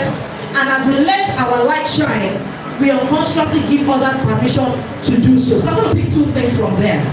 Number one, there is nothing that should limit you. Nothing, whether by the words of mouth or by perception, that should limit you. And I'm going to do this very quickly. Now, there are three things you must do to ensure that you migrate from where you are and embrace your future. Number one thing is that you must discover yourself. Somebody say, I must discover myself. I want to do something very quickly. How much is this? How many of us can identify this currency? Yeah. How many of us can identify the currency? Euro? Okay. Maybe I'll even give it to the person that gets this right. I'm not promised. The terms and conditions apply. Who else? Say it confidently now. Pounds. The only currency that has a surname. Okay, so this is 20 pounds. I'm holding in my hand. Right? So I'm going to do this pounds. How many of us want this 20 pounds? How many of us want it? Before me. I want. How many of us want it? Even if I started getting the gun. Interesting. How many of us want it? Are you sure? Yes, ma'am.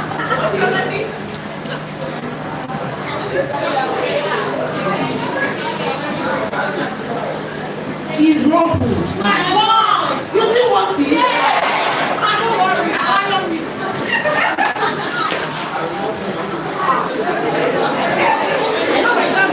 You won't want it.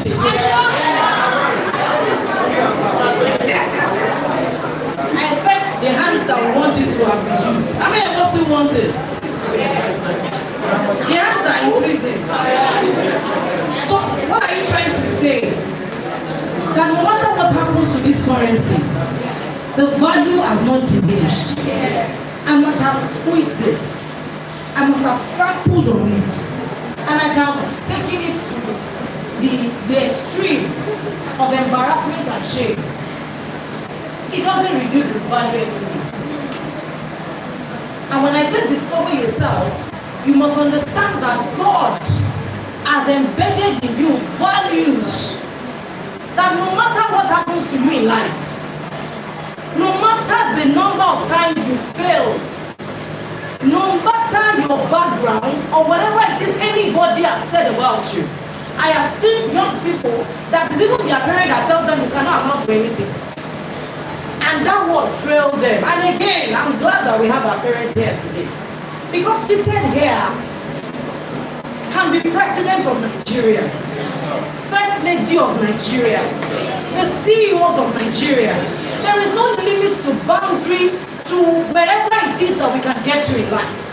And so no matter what it is, just like despite the fact that I did all sorts, understand me, life as you progress, as you go into school, as you choose your courses, we begin to give you different shades and color.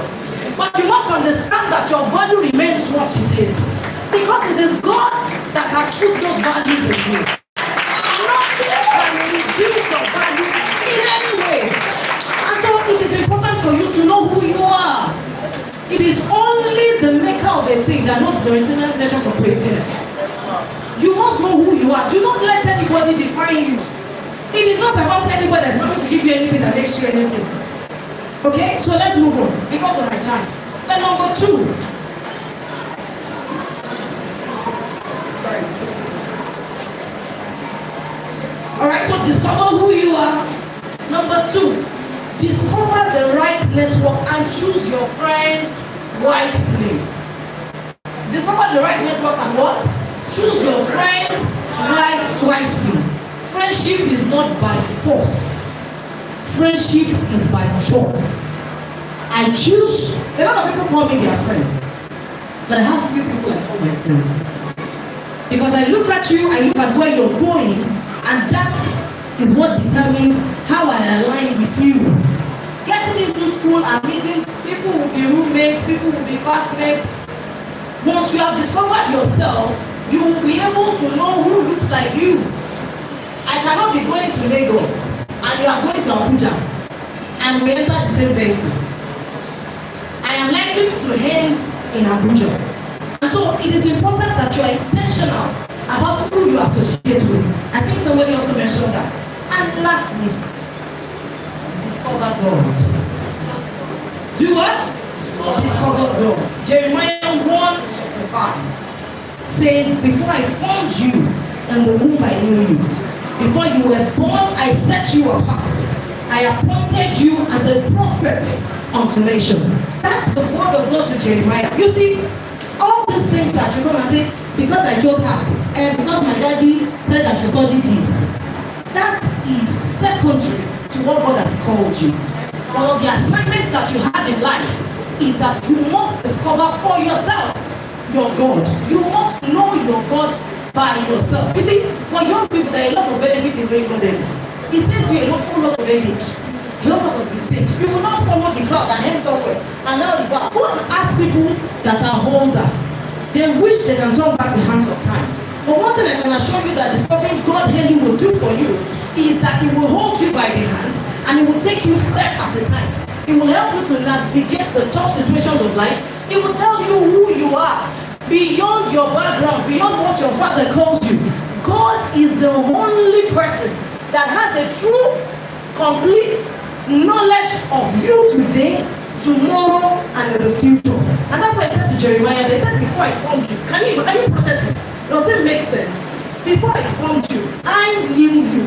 And that there is something I called you that you have the responsibility to discover. And when you discover, it makes every other thing that we have talked about, it makes them to align. When you discover God early, when you make discovering God a need, you discover that your life takes shape. Your life, your future, this future that we're even talking about, becomes highly secure because he remains committed to you. He's interested in you. He wants to hold you by the hand and take you through the course of life. Right? And lastly, I'd like to take this quote again by Parental Home. He said, never be afraid to trust an unknown future to a known God. Never be afraid to trust an unknown future to a known God. What does that mean? You might not know what the future holds. You might not have the definition, the explanation of what the future holds. As human beings, we are limited. What's going to happen in the next 1 minute? None of us knows. Whether the rain will start falling, we don't know. That's an example of an unknown future. Whether when you get into school, that course will be taught, you will fail several times. You might not know. But you never be afraid to trust that your unknown future to a known God. Meaning that you now have the responsibility to know God. Because when you know God, that unknown future becomes secure. Thank you very much.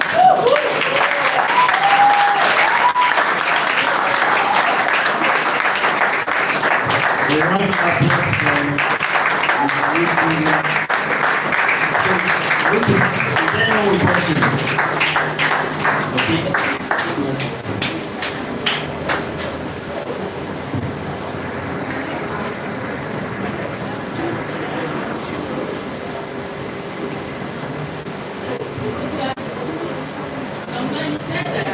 All professions now go to banking. Is there like a course about the banking sector before entering into the bank? Okay, so thank you very much. So what I meant by that is that there is no course of study that is not allowed to apply into the banking industry. Right? So if you study even Yoruba, you can apply to the banking industry and then you can get a job there. Right? The only thing is that there are specifications. So for example, like I said, we find lawyers, doctors also in the banking industry. So barista can say, okay, I want to have a field of banking industry. And it comes into the legal team of the bank. So that way, you won't find barista in the branch. You won't find him in the office, in a branch, or over the counter.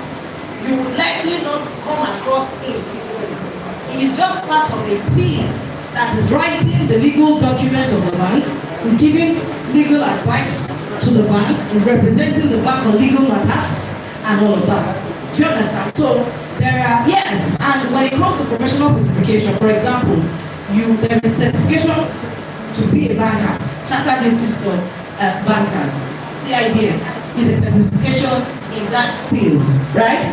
But you can begin, what I mean by that, you can begin your banking profession from anywhere you are. So for example, if I love to be a lawyer, and maybe by situation or my choice, maybe I first studied CRS or something, and I get a job into the banking industry, but I still have passion to be a lawyer. While I'm working as a banker, I can take up courses.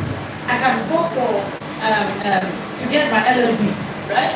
And then by the time I have that, it now enhances my chance to move into my choice department and begin to function professionally even in that industry.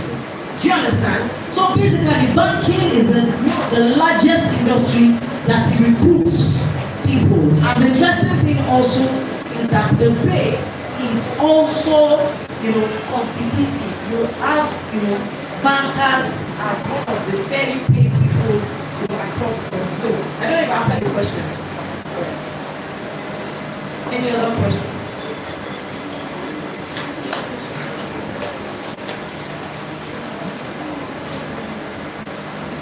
Okay.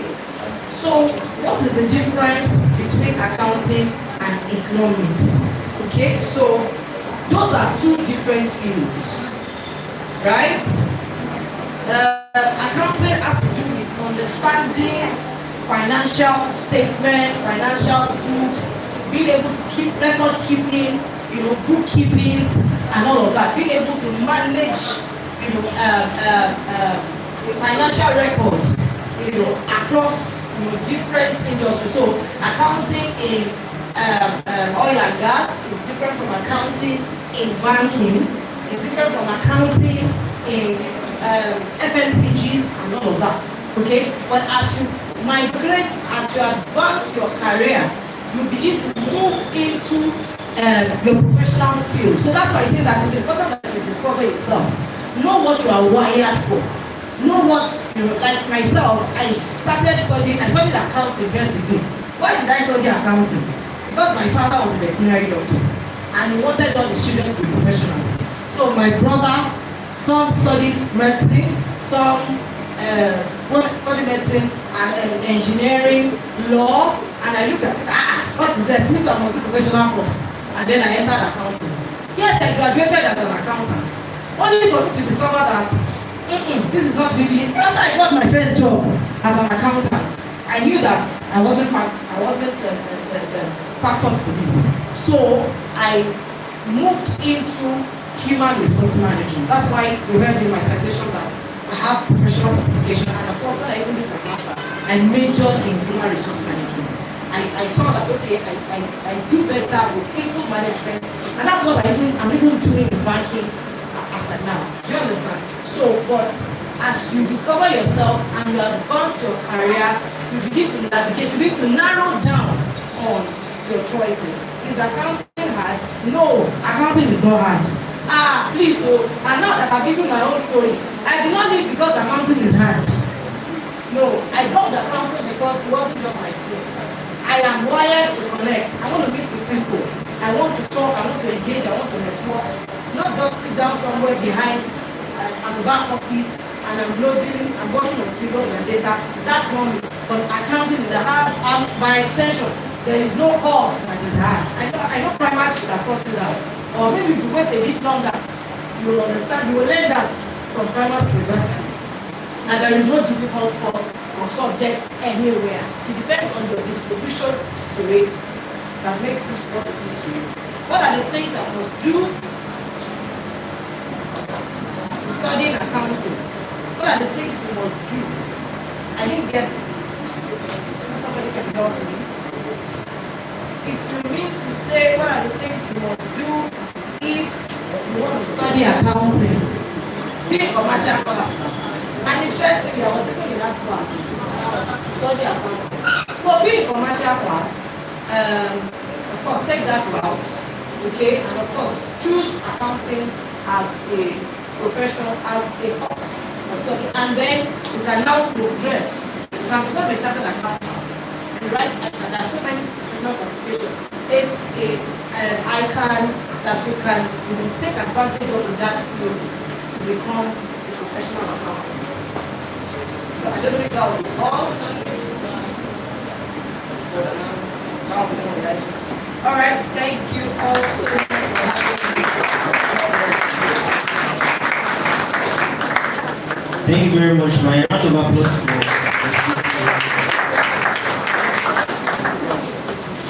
Alright, so I believe by now each and every one of us should have gotten a package. If you've not gotten, maybe you stepped out and I don't know, good for you.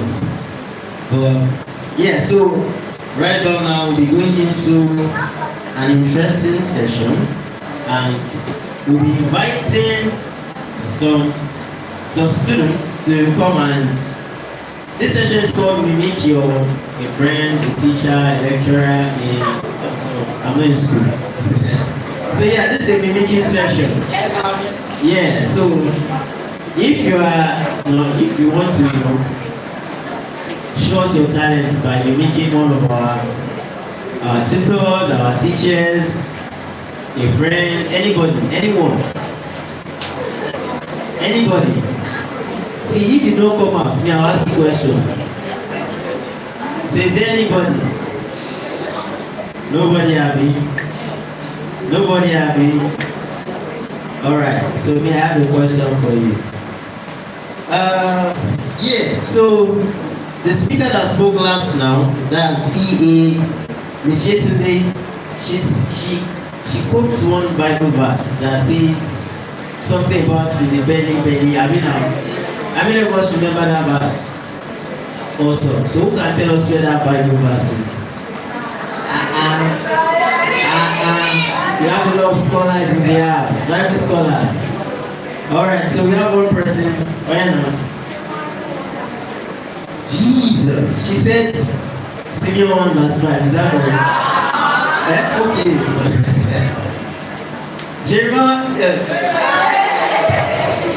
Jeremiah 1 verse 5, that's very, very correct. So a round of applause for her.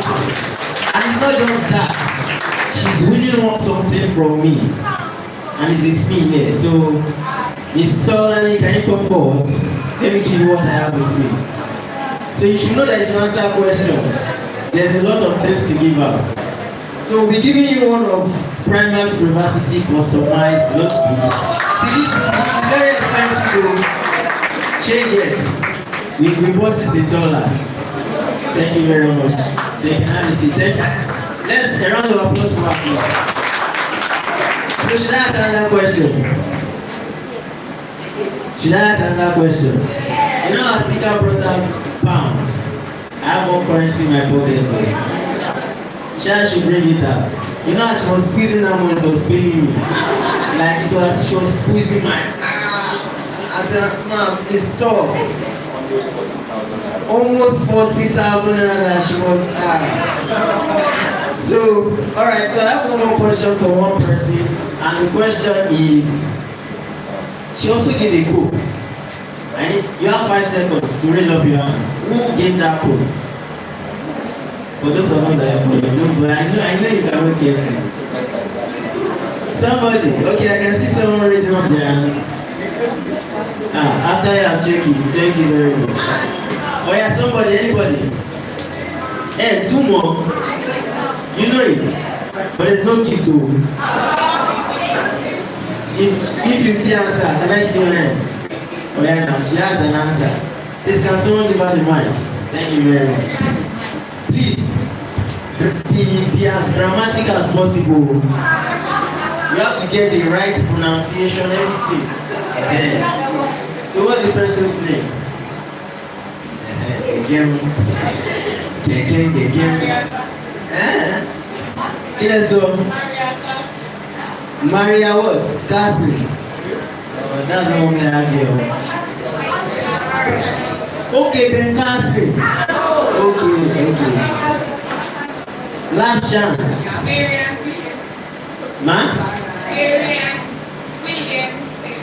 Miriam Williamson.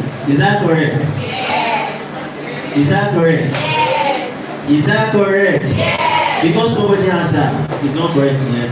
Is that correct? Yes. Hey, Soro, is that correct? Yes. My brother there.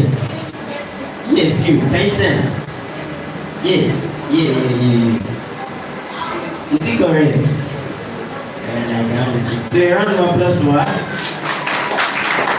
And is she really something? Oh yeah, no, I think my co-host has something for you. Can go and meet her. Oh yeah, now. You know what? No wala. So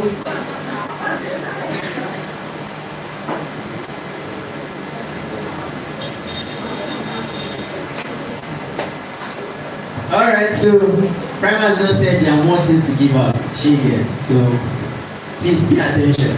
Let me make it. Alright, so I'll be calling on our next. Okay, before I call on our next speaker, I would like to hear from one of our alumni.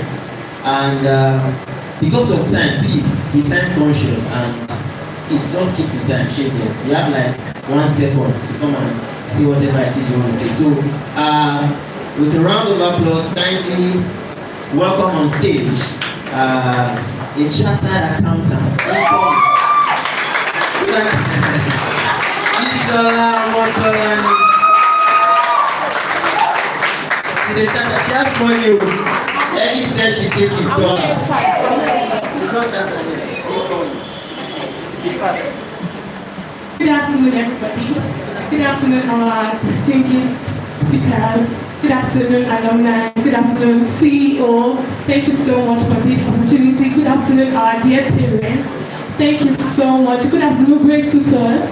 Thank you so much for coming. Okay, my name is Ishola Omotolani, a faculty student of the accounting department of Obafemi Awolowo University. So, I'm not yet chartered. I'm on my way to becoming a chartered accountant.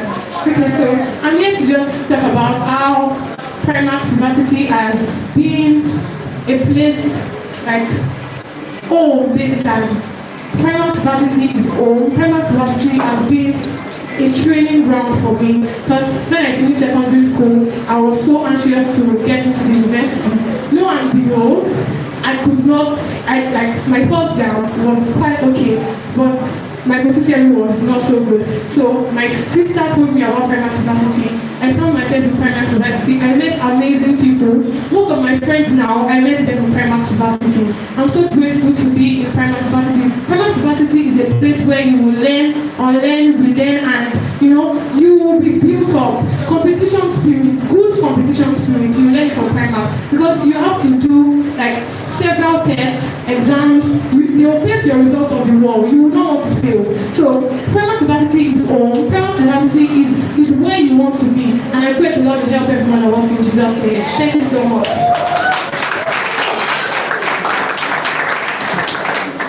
Thank you so much, our incoming chartered accountant. It's not easy. So yeah, I did tell you about my story about PRIMAX University. I'm not telling you a story, but I want to tell you something. I'm currently in part 3, and I would say that everything I'm doing in school, right, all the exams I'm passing is as a result of PRIMAX University. Right? In my part 1, I didn't have to even go to any tutorial. It was what it taught me in PRIMAX University. I did the exam. In part 2, same thing happened. In part 3, it's already choking, but we need some extra, extra help. But once again, I appreciate PRIMAX University. Yeah, so right about now, we are going on to our next speaker who is excited. Please, make sure you are taking notes because I'll go back in. You know, someone said there are a lot of packages to dish out. So please make sure you are taking notes because I'll ask questions. Right, so who do we have here? Of the greatest Ife. Wonderful. Articulate Ife. There's not a one to you and this is the entire blood. So yeah, let's go. This is a graduate of the prestigious Obafemi Awolowo University. She's currently an MSc student of clinical pharmacy at the first and the best. That's right. She's a founder of Lush LD Treats, a yogurt production company. How many of you have a company? She's a she's self-developed, hardworking, and resilient, and also focus has been a life mantra.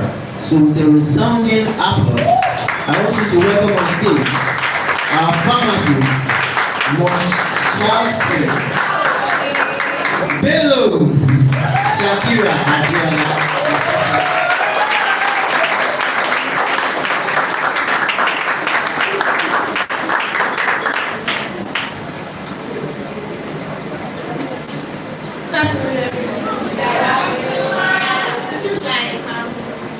I'm in class. I'm with my colleagues that we are all PRIMAX together.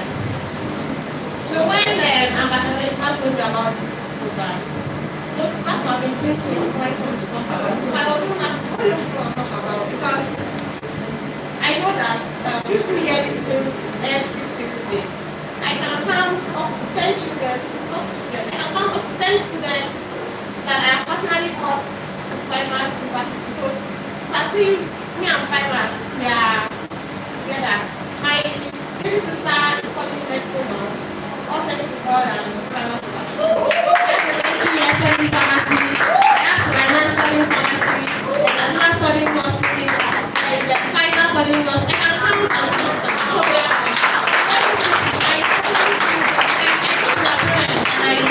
Get them from their home and I say, this child will come to PRIMAX. There's no story coming from people that like Tabia State. He's coming to PRIMAX.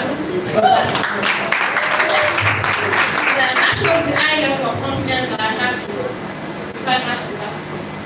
Before we might even talk about you, let's talk about myself. I even say I'm a product of PRIMAX University.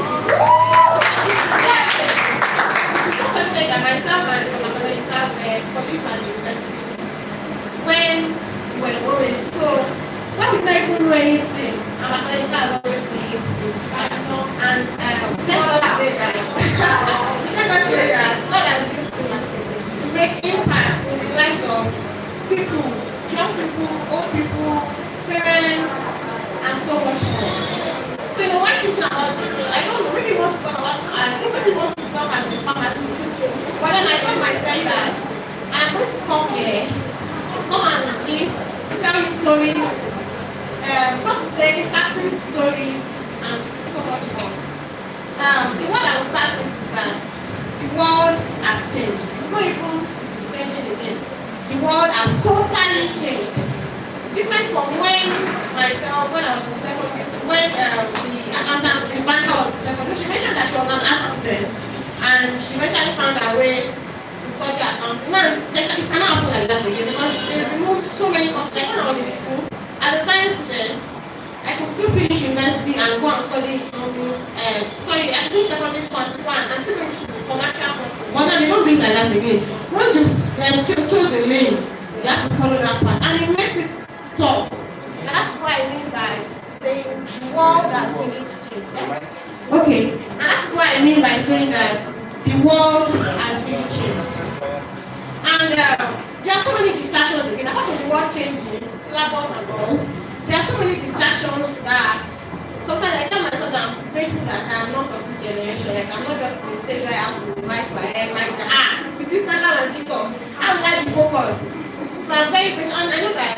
So whoever wants to be in this situation in life now, where you want to be focused, not to go to university, honestly, for even having the mind to come for these events today, I want to imagine that everybody that is here is focused, is a very serious student, and is ready to take charge of their life. So give yourself a round of applause. So going back to my statement that the world has really changed. Before it used to be about career, something, be a doctor, be a pharmacist, be a banker, be an accountant, be a lawyer. But these days, you even find people that are not in these careers, or that people that are even in these careers, but are doing excellently well. And I've asked myself several times, what is making people do well, people outside of whatever they have studied in school? You know, like she mentioned that she studied accounting, but she's into HR.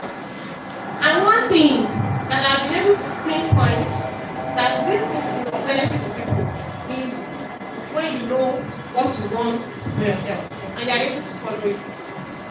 So whatever course, I'm not going to come here and tell you that one course is good, one course is not good. You are in a generation that the world has really, really changed, and the most important thing is to discover yourself. Like the accountant said, you have to discover yourself and say, okay, this is who I am, this is what I want to be, and this is how I want to behave. I'm sure you've listened to so many stories of be studious, be hardworking, be courageous, be beautiful and all that. One thing I think is still missing is that you have to stop the narrative that you have to study a course to do something. We have to start encouraging ourselves to know that whatever course. It's good to study professional course. I'm not saying you should not, but I will even up my own story. But I want you to have this mindset that with whatever course you study in school, with whatever background you are from, you want to be something. That's like the first determination. And that determination will help you to discover yourself, to know who you want to be and what you want to achieve. And that is the only way you can be very, very successful.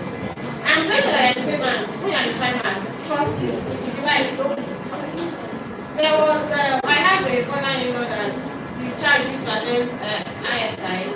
He was in school and was going from home to school. So they were chasing me, why me for your wife? Why me for your level? Why me for your job? He was always reluctant. He's the last one of the family. You know how that's constantly. So the father got angry at some point that I took him to boarding house when it was white time. That this boy is not serious, he's always watching TV.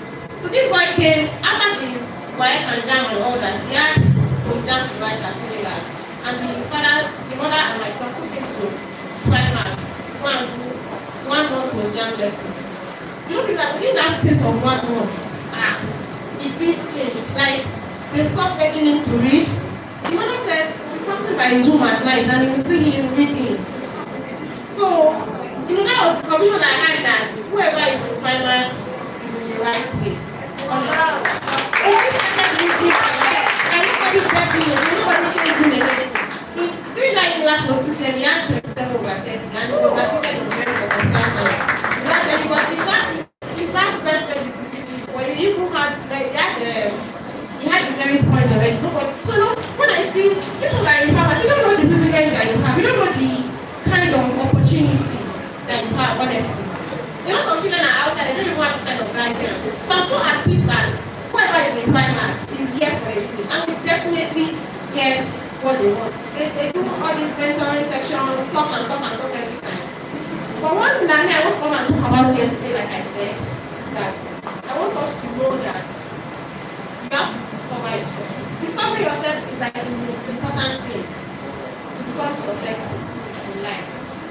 I'm not talking about discovering yourself. In these days, let's see people that study engineering. In fact, let me say, if you carry 100 youths together in one room, now you have 7 and 8 grades. People are doing tech courses, like tech, and and they do not just arrive by studying tech. Most of them is not even studying anything that has to do with tech, but they develop themselves.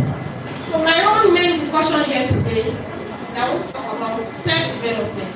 I'm very certain that whatever I come here to do to study in PRIMAX will get to my business.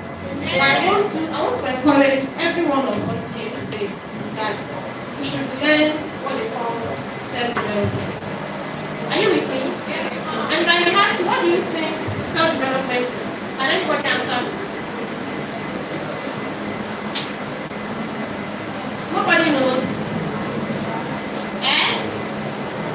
Self-development. Are you self-development, training yourself, giving yourself things to like. So that is the word. Self-development equates intentionality. Like being intentional about who you want to be, what you want to be, and how you want to go about being that thing. Can you hear me? Yes, ma'am. So, what makes personally, I have tried to study people that are successful and people that are struggling with their life. I have tried to study what makes the difference. And the only thing I have seen that makes the difference is self-development. The person that is successful is aware and is determined to develop him or herself. So the person goes through the process of self-development. But people that are struggling, that don't know what they are doing, if you go and look at it, look at the basics of their life, there is nothing like self-development in their mantra. To be self-developed, there are different aspects of self-development. Emotional development, the mental self-development, the career development, could even be personal self-development. What I mean by emotional self-development, there are situations in life that will happen to 2 different people, the same situation to 2 different people, and how we handle it will be very, very different. Do you agree with me? So, handling it one way different than the other way means means that one person is more developed mentally than the other person. Like when she mentioned that somebody ran into the bank and was saying, close my hand, close my hand. Somebody else would have said, what is it? Sure, I should have closed your hand. No, no, no. But somebody else would have come and said, hey woman, what do you want me to do for you? What she did by approaching the woman and telling her to calm down, looking at the situation means that she's mentally self-developed. Yeah. The other case could be emotional development. When they talk to you, some people can be very sad for 1 week. But someone just look at what was said, build on it, adjust, focus, adjust, and move on. That's emotional development. Career development. When you talk about segueing to your career, I think all of us get to, even Ambassador Inka can say that, develop yourself to be a teacher, to be a mentor, to be someone that will make impact in people's lives, aside being going to the university. Other things that could be a shared career is when you have a career, let's say you're an admin officer somewhere, and you come to the office and say, I can do all these things that are on the paper, I can do it on an Excel sheet. That is to develop herself, to be useful in her career. And that way, it's going to add more impact to what the person offers to the place of work. Are you with me? Yes, ma'am. I'm trying to cite examples of self-development. So, generally, what we need more, what after going to the university, after going to PRIMAX, after studying and all that, what makes you different from a successful person? What makes a successful person different from others? It's just that one word, and it's self-development. If I develop myself, to be able to do a lot of things, to be able to achieve plenty things, what has made me different from my colleague or from my age mates is the fact that I developed myself in a different way. I got a message coming from one of my university mates asking me to be a referee for her at a job that she was doing, and I was looking at myself like, why is this guy coming to me to come and be a referee for her? The only thing that is different from her, I do not even talk, because she was not telling me that this is my name, I'm so person, I was your classmate, I need to be a referee for them, like, And you look at what has happened between me and that person, it's possible that I've developed myself in a much more stronger way than what she has done for herself. So I know you're going to get good courses at the university by those friends, you're going to get what you want, you're going to study and become successful. But one thing I want us to go and learn more about is self-development. It's a very important and crucial part of our life that it is not optional. All of us must develop ourselves. And one thing about self-development, you must know that who you have today is not who you have next year. You understand what I'm trying to explain? And you can even get this one, how you sit, how you talk, how you respond to your parents, how you treat people, how you relate to others. You understand me? So please, I want us to take a decision today that who you are today is not the same person you will be tomorrow. And in terms of career, pharmacy profession is a very good profession. I don't even know how to teach about pharmacy. I tell people that when you want to study an health course that is business oriented, like when I see rich people that their children are studying business, and this is wasting money now. If my father was a very wealthy man, but let me say I'm from a very wealthy family, pharmacy is not the best course for me. Once I finish school like this, I'll just open like 50 stores. The national wealth has come. So, if you know you are a business-oriented person and you still want to study an health course, pharmacy has different aspects. We have community pharmacy, we have hospital pharmacy, we have administrative pharmacy, we have public health pharmacies, we have production pharmacies, and people that work in manufacturing companies. So, pharmacy is a profession that is very versatile. It's not like some other health professions that you have to be in the hospital for all aspects of the career. The pharmacy, you can be in different. For me, after pharmacy school, I worked with a community pharmacy. I have my internship at the hospital. I once worked with them and make Nigerian friends. We all know my people are stable. I once worked with them.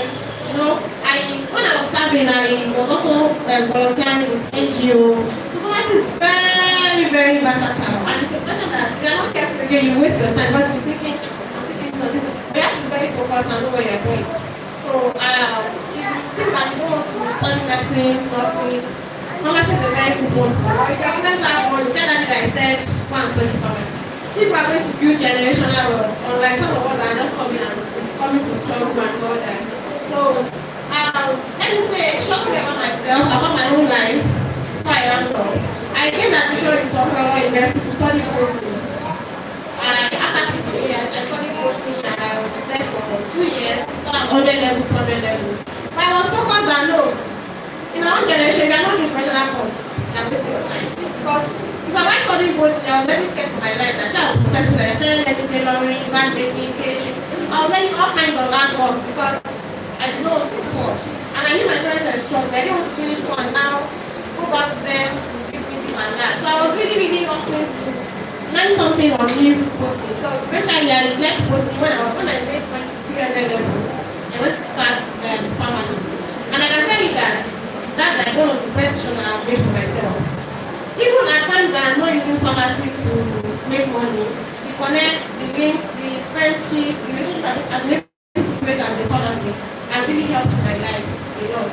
And also, I would like to talk to the parents that are here that please do not give up on my children. When I was in Portland, I had a friend in fashion, not Mr. Ingao, another female friend in fact. I encouraged both of us to try to go to pharmacy. But I friend told her that they had spent money for 2 sessions. That she not going to start for 3 sessions and we cannot. And trust me, my parents and our parents were all sitting around the university. Our parents' level were even higher than my own parents' level. But my parents were dedicated to sacrificing and not minding how long I had to be in the university for. They did not mind, they asked me to go. But our parents told her not to go ahead.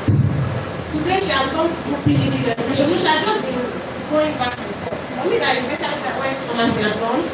I can say that I've done this pharmacy for myself. And I'm so glad that my father did not find it out there because he died shortly after I left pharmacy. And I've been able to support my parents, my mom, my siblings and all that after his death. If I was still in a situation where I don't have a job, where because I studied to not get me a job, I could still be suffering till now. Because I want to beg people, it is not easy. Don't get tired of supporting children that are trying to aspire, trying to become something. Miriam is here. Miriam attended PRIMAX for 3 years. Miriam, how many years did you attend PRIMAX for? 3 years. Because she supports pharmacists. And she's now in pharmacy in the University of Ghana. It is not easy, but the result at the end always pays. It makes a lot of more sense. I pray that God will bless everyone. I pray that everything you lay your hands on will be successful. I pray that God will continue to strengthen finance, university, and the impact the university students never goes to waste. Thank you all for listening.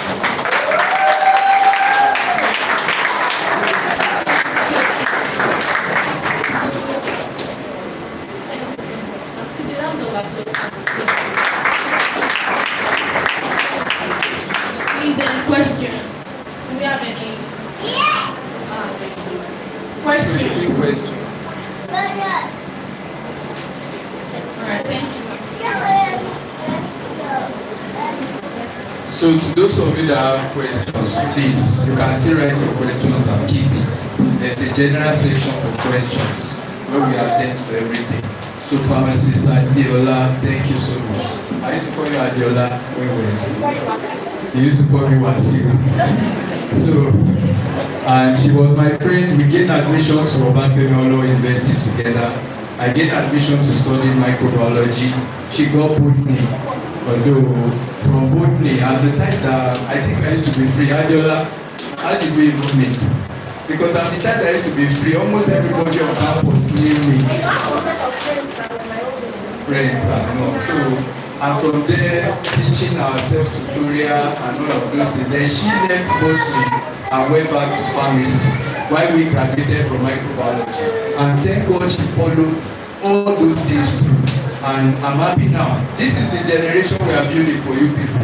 You can see now, we got to UAB since like 15-20 years ago. Now, look at the difference. I could still call her and invite her to come and speak to my own students. So your generation too, as you are all, the relationship you are all having now, it's that we are building future for you.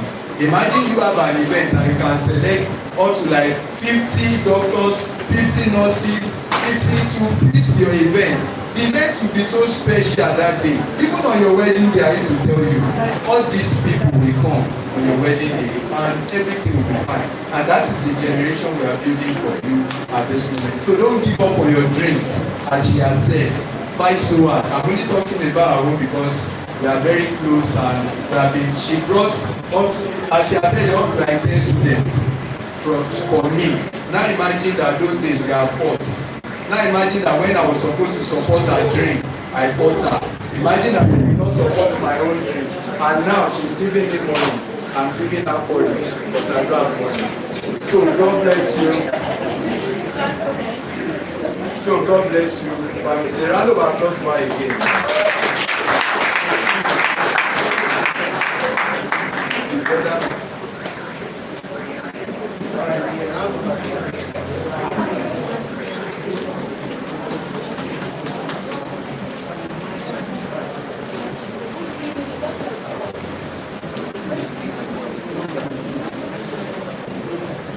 Thank you very much. All right, so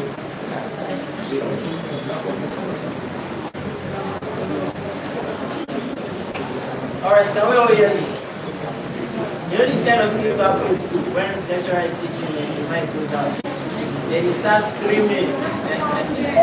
He said, can you hear me? But funny enough, it's only only people in front will actually hear what he said. Alright, so can you all hear me? I want to give somebody money. Who can hear me? You can hear me now. I said I want to give someone money. Who can hear me? Nobody can hear me. Offer going once, going twice. You can hear me? Alright, so I have some questions here. Can I hear me? Alright, I have a lot of questions actually.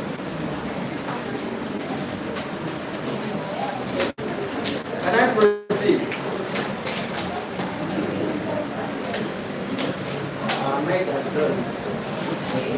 Alright, so not waste much of our time. I wanted one of our alumni to come give us a wonderful speech. But you know, the mic is not working currently. So she's currently happy. But I'm going to fix the mic and she's going to come. Is that okay? Are we okay with that? Yes. Yes, Sorrow? Yes. Alright now. So the question I have, okay, while we were, while the speaker was speaking, one of our great tutors, he walked in, right? So he's our physics, chemistry, and mathematics teacher. Almost say easy. Somebody say easy.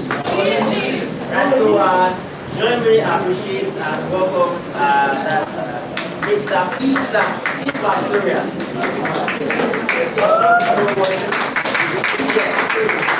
Thank you very much. Thank you very much. Thank you very much.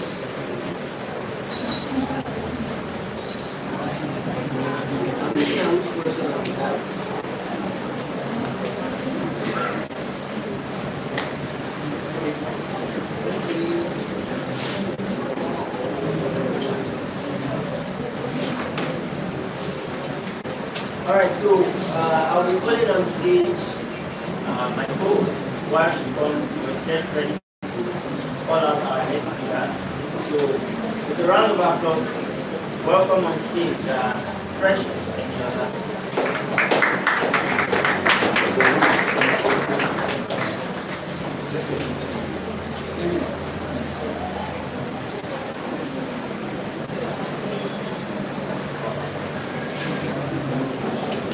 So I've been given more time while this guy comes back on, so I cannot ask my question as well. So the very first speaker said something. It's time to pay attention. Are we all here? Can you hear me? Yes. My voice is loud enough. You can't lie. Right? So yeah. Remember you have 5 seconds, right? Exactly 5 seconds. So our first speaker was talking about some branch of medicine and everything, and he said something about the study of disease and all those things relating to the kidney. What's that for? I see. Alright, if you raise your hand and you have a gap teeth, you can stand. If you raise your hand and you have a gap teeth, you can stand. Yeah, that's true, man. Say now gap teeth. Please go inside. Nephrology. Yeah? Can you spell it?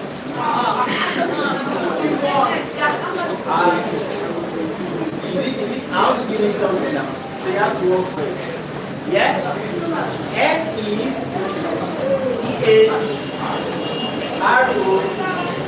Nephrolo.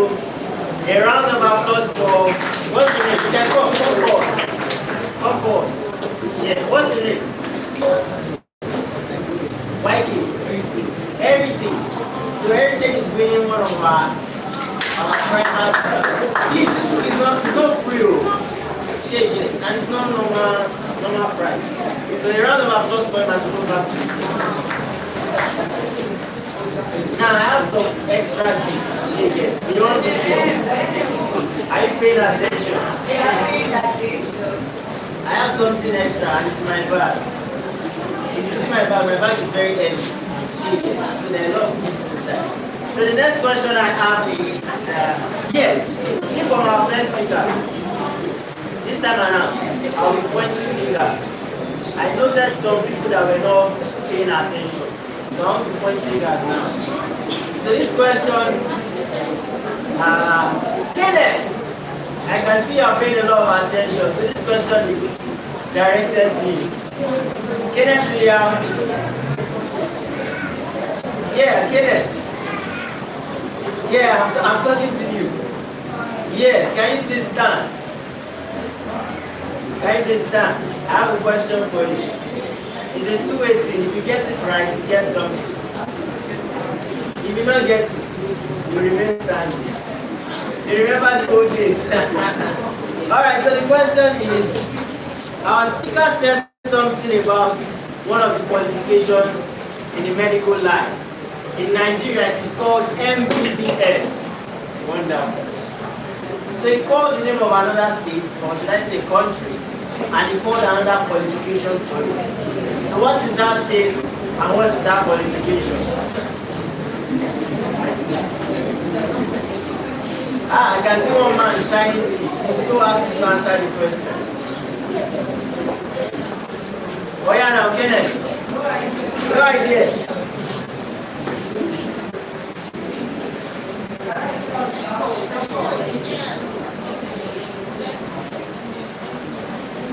Yeah, so the guy is shining 32, I mean 64. Is it 64 now?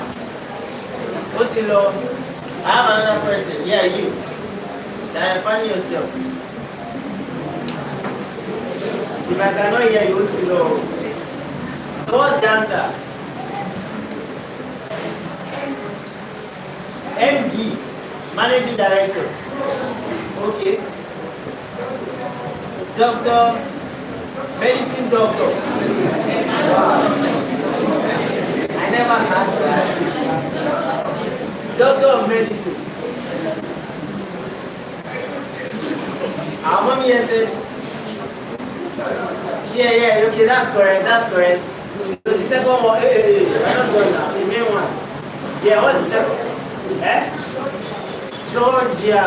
A round of applause for him. So you can come on, play. So as he comes, I'll be welcoming on stage my co-host, Precious, to come and invite our alumni.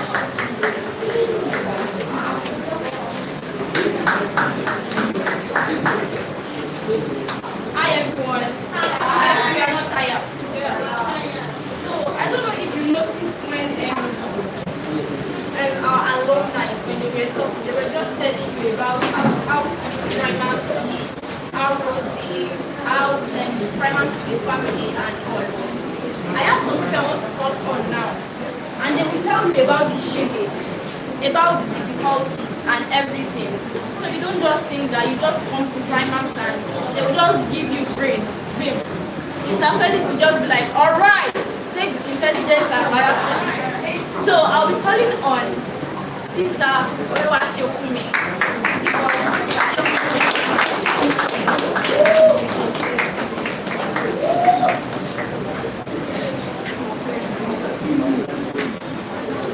So, good afternoon, everyone.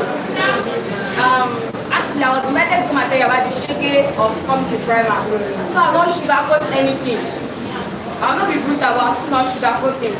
So, first of all, I feel like the people that talked earlier, they just talked about, PRIMAX is a wonderful place, make friends, you have a new family, it's like home to them.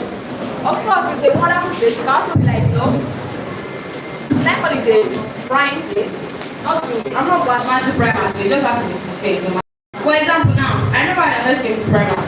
That the first day I attended the class, we had the test. I had 5 over 50 in biology. I had 0 in physics, I had 0 in chemistry, I had 0 in English. Wow. I remember that place. So don't look at my screen, was like, and then I was like, wow, no problem. And then I was sitting at the front. Mr. Bellis came for class, was asking questions, everybody was answering. I was like, if it's more, why am I the fine? I was like, then I cover up the shit. And then we had the first month, I think I had 200. I was not seeing 300, I was like, I'm joking, yeah? And then I was seeing 300, and pretty score. And then we had the next month, I had 130. I collected insults because I went from 200 to 130. Your period of preparation, you used. So I think he said, I used my period of preparation to prepare to fail. I appreciate that. So I love honest reviews. That's nice. And actually, I feel like these new sales, I think you guys are actually enjoying. Like you guys are enjoying. When you finish work, I don't see your result and you move on with life. I remember back then in Reliance, after mock exam, you will paste your result outside. After they would have seen your shape, they know your name, they have seen your score. They have seen that won't do here. So they will now call you for the next 2 hours, not to the class. You have 130, what are you doing with your life? You know what they are doing in PRIMAX, you come to class, are you sleeping? I saw you outside, you're pressing phone. Look at where you're scoring now, you're a very useless person. You don't have anything to do with your life. You start calling one by one and you're giving your share of the bones of, they say breakfast for national team, that will do that. After more like this, that insult on national care, you will collect your share. And it's very, very, it's very, very generous with it. Like you give it sometimes like this. You not start after work, even you not start working out of the class, you think we just left the funeral. As far as there's no strength to do anything again. But then actually, that insult is what you speak. That insult actually push you into it because I was like, if you them on actually, I will not do that one. And actually, when they talk about PRIMAX being like a family, it's because like, it is a place where we all have a common goal. Go to gain knowledge and move forward in life. So you see, it's very easy. You just see this person, China, come and teach me this song. Your best friend in here, that's it. It's very easy to make friends private as long as you know what you want. You just see that upward. Did you understand that in class? Or you have to pick at your friend, look at your before you. Next week, I remember when I was going for my second job, God, I saw. Sister to even start on my head like this. Because we're sitting in the classroom. Sister to tell you, this is 11 p.m. If I see you on bed before 4 a.m., you are cooked. And then you don't go anywhere to plan that day before 4 a.m. You must do what you have to do. You must stop your back to people that are 4 a.m. before you can sleep. But you not enter the classroom, you see it, but you see some people, they're already walking with their head, but you see them walking around. You see them closing their head, you cannot sleep. Why? Because the prayer is high. That's not what I pray, the PRIMAX. I think it's because of, in school now, and I think, I don't know, that is not good. But in school, I'm able to function very well on that prayer. Like, when everybody will be panic, I was like, oh my God, that's a problem.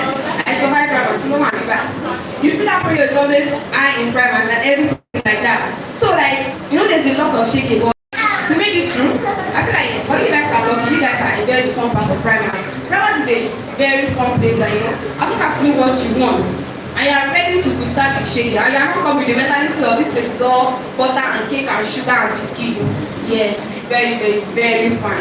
And so them we have toned it down on this very well. And Mr. Bellis, I suffered the job of this man. The very minute he knew my name, I think he had a lot of people around that go and name Fumi.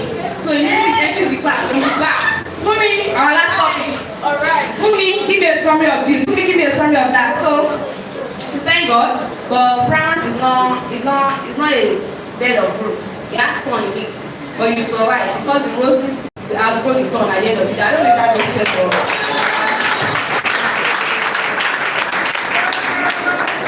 God bless you, Chef. So, what sort of simulating? Do I used to abuse you?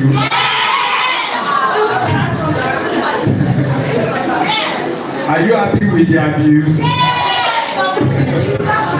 So sometimes we need to remind you why you were here. So that's the reason there. So, but it's all the same. We just wanted the best for you, which you all know. And I'm happy I used to abuse you because you cannot be scoring 100 in my class. I taught you, so you have to read.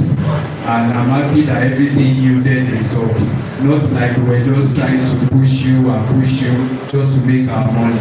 We wanted success for you. You that you are talking now, you are going to almost 400 level now in medicine. It's not easy. So thank God for the growth and everything. So we want to have our next speaker now. He's a good friend of mine that I just met. He's a brother. I don't know if I should call him a daddy too. We have been waiting on him. He should have been the person to open it. So like I said, he's my personal lawyer, and if you need a lawyer too, they will be guiding you through. So I want to welcome someone to read this citation. Within some short minutes we'll be through. We are almost through with everything. So thank you for your patience, and please take your time. So at the end of the day, we will ask general questions. Then our daddy will talk to us and everything. Then we'll give our words. Then we'll go. That's all. I'll still meet with the alumni and all of those things.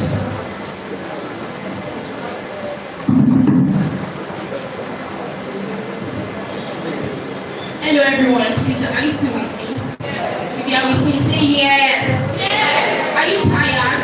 Yes. Good. Thank you. So the CEO already introduced a little about the person I want to call up on stage now, but I would love to give you the citation too. Alright, Igbe is a family lawyer with over 14 years at the bar and also a marriage and family life counseling psychologist with over 21 years of experience in counseling. He studied law at Ambrose Ali University, a diploma, and has a master's degree in counseling psychology from the University of Ibadan. He is the lead counselor at the Alright Passion, which provides therapy and counseling services on sex, relationships, marriage, family life, mental health, and other incidental matters. He is the principal at the Family Lawyers and a partner with Starlight Legal Services, Graceville Chambers, and Nelson Bridge Solicitors. He is also an associate pastor of Global Harvest Church, Victor Adeyemi Ministries, Outer Ring Road Branch, Ibadan, and a member of the Board of Trustees of other church or Christian religious organization. With a clapping ovation, I want you to welcome Mr. Alright, Mr. Alright.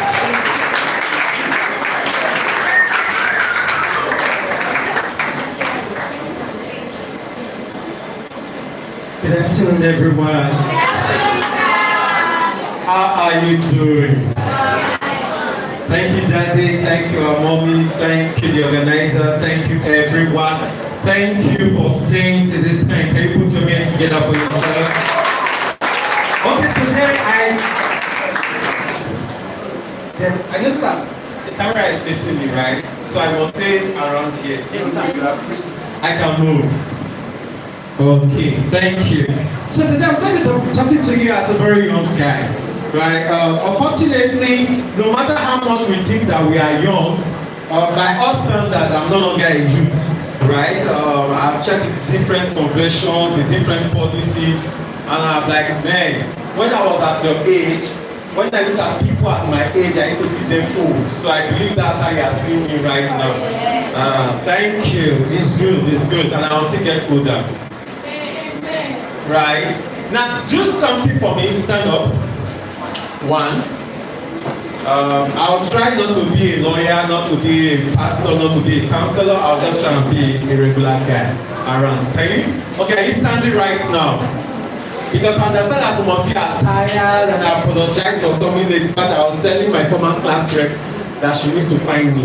She's not even my former, she's still my class rep. Right? That I have to be fine. Now this is what you're going to do for me. Look for somebody you can hug and give the person a beer hug. You know beer hug, wrestling standard. Hug the person, squeeze the person very well. Look for somebody you can hug.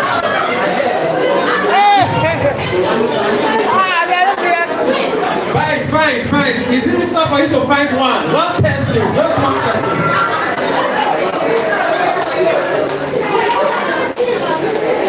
Okay, do another thing for me. Find another person. Hug the person and tap the person on the person's shoulder and say, "We are doing well. We are doing well. We are doing well. You're trying." Tell the person Happy New Year. Did food reach your hands? Thank you so much. Please be seated. Thank you. Thank you. In about 15 minutes, I'll be out of your place. And while you guys are seated and I entered here, I remember some very interesting story. You know, growing up, this is practically one of the sweetest time of your life, right? This is one of the times that you can have crushes without fear, right? You just have to be a boy, and a girl will be crushing on you. That's how you just have to be. Right now, you have to have money. At my age now, you have to have money. You have to have power. You have to have influence before anybody will consider you as a fine boy. Right? Right now, as a girl, you're just fine. Your skin is glowing. You don't need anything routine at all. You just be shining. Until you now cross, like 25. Then all of a sudden, you're now wondering, like, what is happening here? Why am I getting that? Why is this place looking like this? Right? So, we all, every adult you see right now, I skipped, I'm not that old, so this year I'll be 38. Right? And I started my counseling career very early. So, at 16, I was already doing counseling. Right? At 18, I started organizing physical counseling programs like this. Right? At 20, I was running a counseling show every Sunday evening. So it's not, so when you hear that I've been counseling for 21 years and above, it did not start when I was 30. Hello? Right? Because once you have started. And I still have the evidence and I still have the people around me right now that I counseled when I was 16. I will still tell you that he was our counselor when he was 16. Do you understand that? So this is what I want to leave you with for the next 15 minutes, and I want you to realize something. Because I'm supposed to talk about your future and you, right? You and your future. And I want to tell you that this is you. Leave the future go. Enjoy now.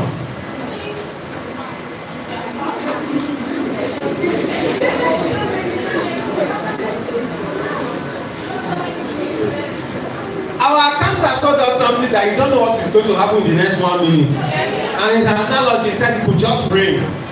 Something could just happen. Right? So, if you worry a lot about the future and you refuse to enjoy it now, this is actually what's going to happen. Is that all the skills that you need to enjoy the future, you will not have developed them now. Because you do not enjoy now. And I want you to be very flexible. What do you want to become in the future? You already know, or let's say you think you know. That's how I want to see it. Did I ever plan to become a lawyer? Sincerely. Let me tell you my gist. So even as at SS1, I still have the best results in chemistry. When we got to SS2, chemistry and physics started having too many calculations. I don't know whether I have ADHD. I refuse to take the test. I refuse to take the test because I don't want to label myself. Right? I don't like labeling people, so I don't like to label myself. So I refuse to take the test. But the figures, I just know, it's not essential, but I just know the figures were stressful. My dad did accounting, but I just know how the figures. So what did I do? SS2, I like which other place is less stressful? Arts. I just went to arts. And when I got to art, what do you want to study in this art? I said, so which course? They are shouting that in Nigeria there is no job, and in those days you needed to become a professional to actually have a job. So I said, okay, lawyers necessarily do not need employment. Once a lawyer leaves law school, he can start practicing. He can start practicing for his father's house. He does not need a job to practice, actually. So I said, okay, I will study law. Are you guys with me? Yes. Now, before then, all the things I wanted to study have changed. What have we not wanted to study before? Engineering. No, I never wanted to study anything medical. I don't like blood. I don't like dead bodies. Right? Even when my mother died as first son, I refused to see her body. That's how much I dislike dead bodies. I mean, even in videos. Today, we are still watching my mother's funeral video. When it's time to open her body, I will walk away. When they are covered, they can't tell you, all right, they're not covered, I'll come back. Oh, forgive me, I'm Edo. So pidgin is our lingua franca. Hello. If I'm standing in front of you, it means that I passed my English. If for me to stand in front of you as a lawyer, it means that I passed English severally. I was still telling her how I still pass my English to study masters. So I pass English on different levels. So if you hear me speaking pidgin, don't think that I don't know how to speak English. I have certificate, you don't have. With all due respect, I have them to show that I know how to speak English, right? So, but then this is the thing about it. I want young people. One of the things that I say these days is that our courses, the way we are allowed to choose our subjects these days is limiting, and I want us to be very flexible on what and who you can ever become. I wanted to be a counselor from when I was 13 years old because I just love showpiece of counseling, of counselors. I love counselors then that will come at Jerry Springer, many of you don't know about that, Jerry Springer, Rachel Ray, Dr. V, Oprah Winfrey. You know when they bring these guests on their shows and the rest, they'll bring a psychologist to come and advise the person. So I wanted to do things like that. You know, I have show, people come to talk, then there's a psychologist on ground to counsel the person. And I'll also be able to counsel the person. That was how becoming a counselor started. But guess what? I went to do law. From law, I came back to counseling. And now, although I'm back for sure a PhD in counseling, I still know that someday I'll go to theology or go to philosophy. Because when you're talking about Plato, you're talking about Aristotle, you call them doctors, you call them lawyers, you call them philosophers, you call them geographers, there's nothing you don't call them. Our brain can learn as many things as we want to do. This is what I want to end with. Forgive me, I have to be this short, and that's because I came in late. My apologies once again. This is what I want to end with. I know some people here are not Christians, but the Bible is an academic book. Not necessarily a religious book, right? Because if you walk into every library, you will find it there. Is that not so? Right? If I walk to a library, I don't find the Bible, I don't find the Quran, then it's not an academic library, right? Because these are also academic tests. And I remember the counsel, Paul, who was also a lawyer, gave to one of his mentees, Timothy, and he said, let no man despise their youth. But I usually say to young people, let no man despise thy youth is not what I want to end with today. I want to tell you, you should not despise your youth.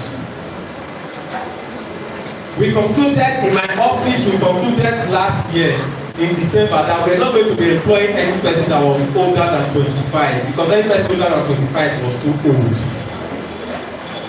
In fact, we decided that right now we are not going to be partnering with any person that is already a graduate, because people that are already a graduate, they are already tried buga fish that are no longer burned. Or you may not know buga fish. So what fish will I use? Which fish is around here that once it's dry and you try to blend it? Okay, you all know bala and roasted fish, right? So this is what I have to tell you right now, is that while you are here right now, my financial mentor made his first million when he was 18 years old.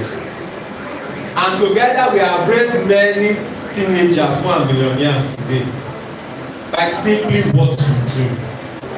So right now, while you are going to school, I want you to study law.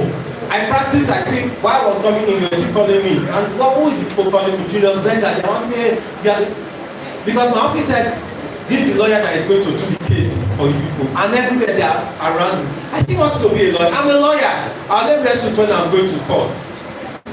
I have lawyers that are my employee, in my employment rather, right? And I still practice as a counselor, interestingly. So I have a counseling clinic, I have a law firm, and I'm still an associate pastor in the church. Right? So be flexible, because you can actually do as many things as you want to be. And to drop my mic, I want your CV to start counting from now. So if you want to be an accountant, there's one here. If you want to be a pharmacist or you want to be a medical practitioner, there's one here. That is who a pastor. We have never met before, sir. But Yoruba said that is my dad. Right? So if you want to become a theologian, or you want to become a philosopher, or you want to become whoever you are, you have, like that Yoruba course, you have prof with you. Start starting right now, and let your life start counting right now. Don't think that you are young, because interesting is that those days, at your age, your grandparents were married. At your age, your grandparents were already making marriage decisions. They were already making parenting decisions. They were already going to war. They were already going to war to fight for their village, to fight for their country. They were already doing all the big things in this world. Alexander the Great died at how old?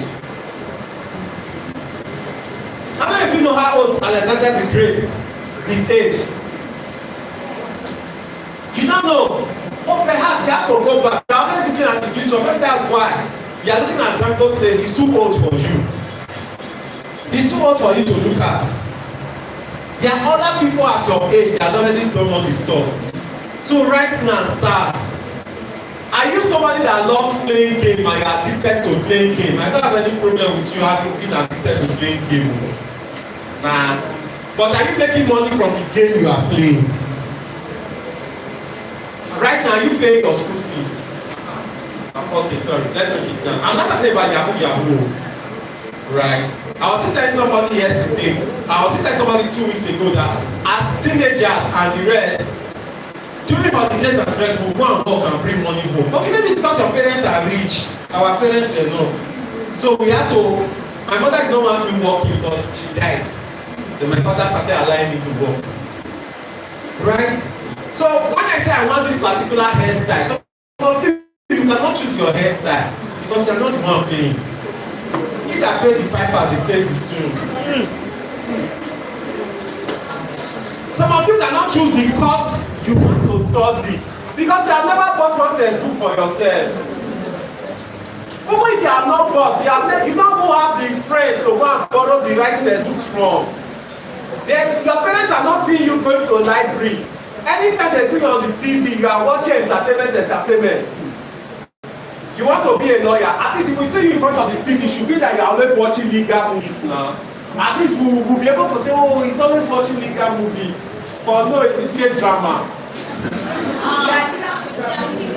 They are legal K-drama. But you know that's not what you are watching.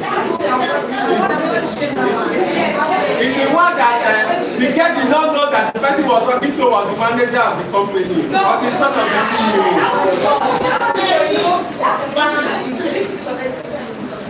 Thank you so much.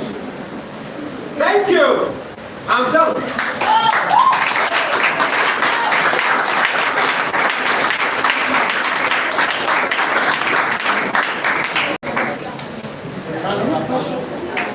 Okay, question. Please go ahead, any question. Anyone with a question? Alright, so thank you. Okay, we have a question.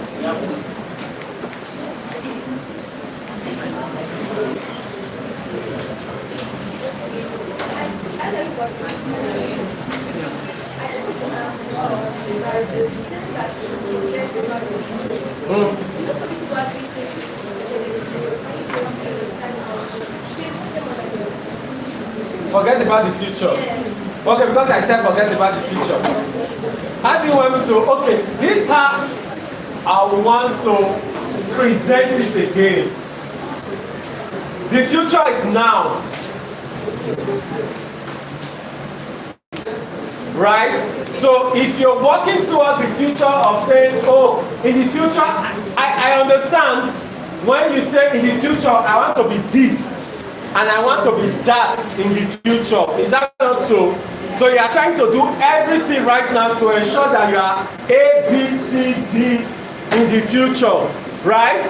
Now, while you are doing everything to be in goal setting, you can hear my voice, right? Oh, great. I did not tell you that I am also an actor. So I've done some screenplay and I've done a lot of stages. So you can hear me. I'm very sure. Now, when it comes to talking about your goals, your dreams, and everything you want to do in life, we usually hear things like the short-term goals, the intermediary goals, and the long-term goals, right?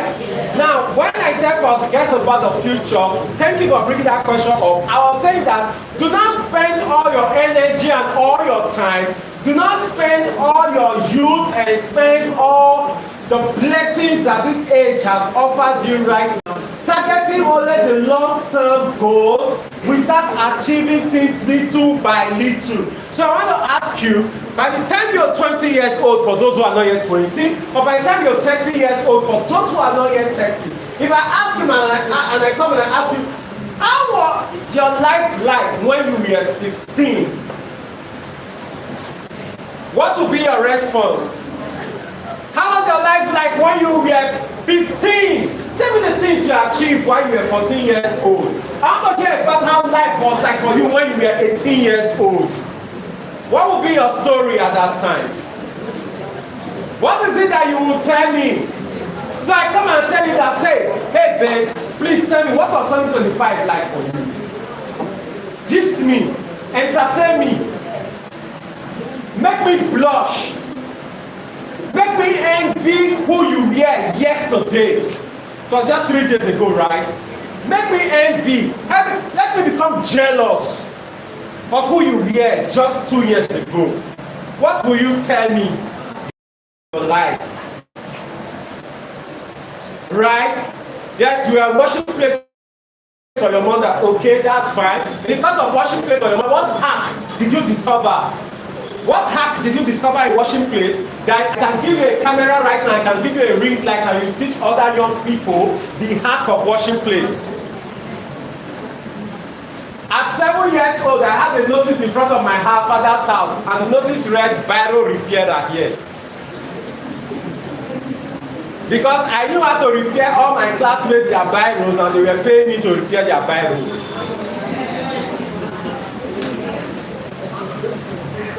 So now you see what I'm actually saying, that I have to make right now count. Because right now you are thinking that you are not enough, you are not smart enough, you are not wise enough. So you are trying to gather knowledge, you are trying to gather wisdom, you are trying to gather everything for the future. And I want you to do that because I'm living my future right now. Do you understand it? But this is not my future, because the future I'm actually counting later. Right? We are still discussing where we want to retire to. I want to retire to a village, my wife wants to retire to a city, and we are still trying to negotiate. Right? Now that's not the future. My future is when my grandchildren are getting married. Right? That's the future I'm even looking at. I'm not even looking at when my children get married. No. I'll pass that future, right? But you see, why I am thinking about that future where my grandkids, I was still telling you, I'm a lawyer, but if my children come now and say they want to study philosophy, sociology, I don't care. Anything you want to study, if you can study the social, the humanities, so that you can think well, you can easily make money everywhere else. Because you don't need any qualification to be an IT expert today. All you need is that smartphone you have. How many of you know that? So you don't need a qualification to be an IT expert. You don't need any qualification to be a public speaker right now, or to be a coaching people. The same thing you are learning in PRIMAX here, you take the exact same thing you are learning here and you start teaching other people and you start collecting money from them. Or if you are not collecting money from them, you are now in a position of influence or authority over them, that they are not seeing you as their mentor. Right? How many of us you know that you have mentors and the mentors are your peers? Like there are people around your age that you know that are these people and they listen to the year word. they have it, right? So you can also be that to your own peers regarding it. It can also be regarding fashion. And I say, I saw the guys that are dressed here today and they are not prepared to be a husband. Some of the guys, I'm like, guy, I don't say, I don't dress like. Somebody dressed like fine boy. I'm like, I don't wear that kind of slippers from this place. Right, that's how I'm looking at it. So I'm saying it that somebody is coming up and telling the guys that, see, there's a way you can dress. And just from that, you are becoming somebody of influence. Let me end with this. Let me answer this question with this so I don't take your I don't take all of the answers. During first term, around September or so, I paid my children's school fees. It was more than it was in September. I needed to pay my kids' school fees, and I was putting there and the rest. Then I got one job to just speak at an event on Zoom. To speak on Zoom, and what me paid more than half of my children's school fees. But that was not even it, because okay, I get to charge more than that. I'm a lawyer, right? So when daddy and mommy and they are fighting, they come to me and they say they want to divorce. I tend to charge them more money because I have plenty of people to pay, right? So this was what. Thank you. So this was actually what I sat down and I discovered that today my biggest connections and my biggest networks in this world are people that I knew in nursery school, primary school, secondary school, extramurals, university. Some of my biggest networks, some of my biggest referrals. Because the truth about it is that we never forget. I know you right now, we are here together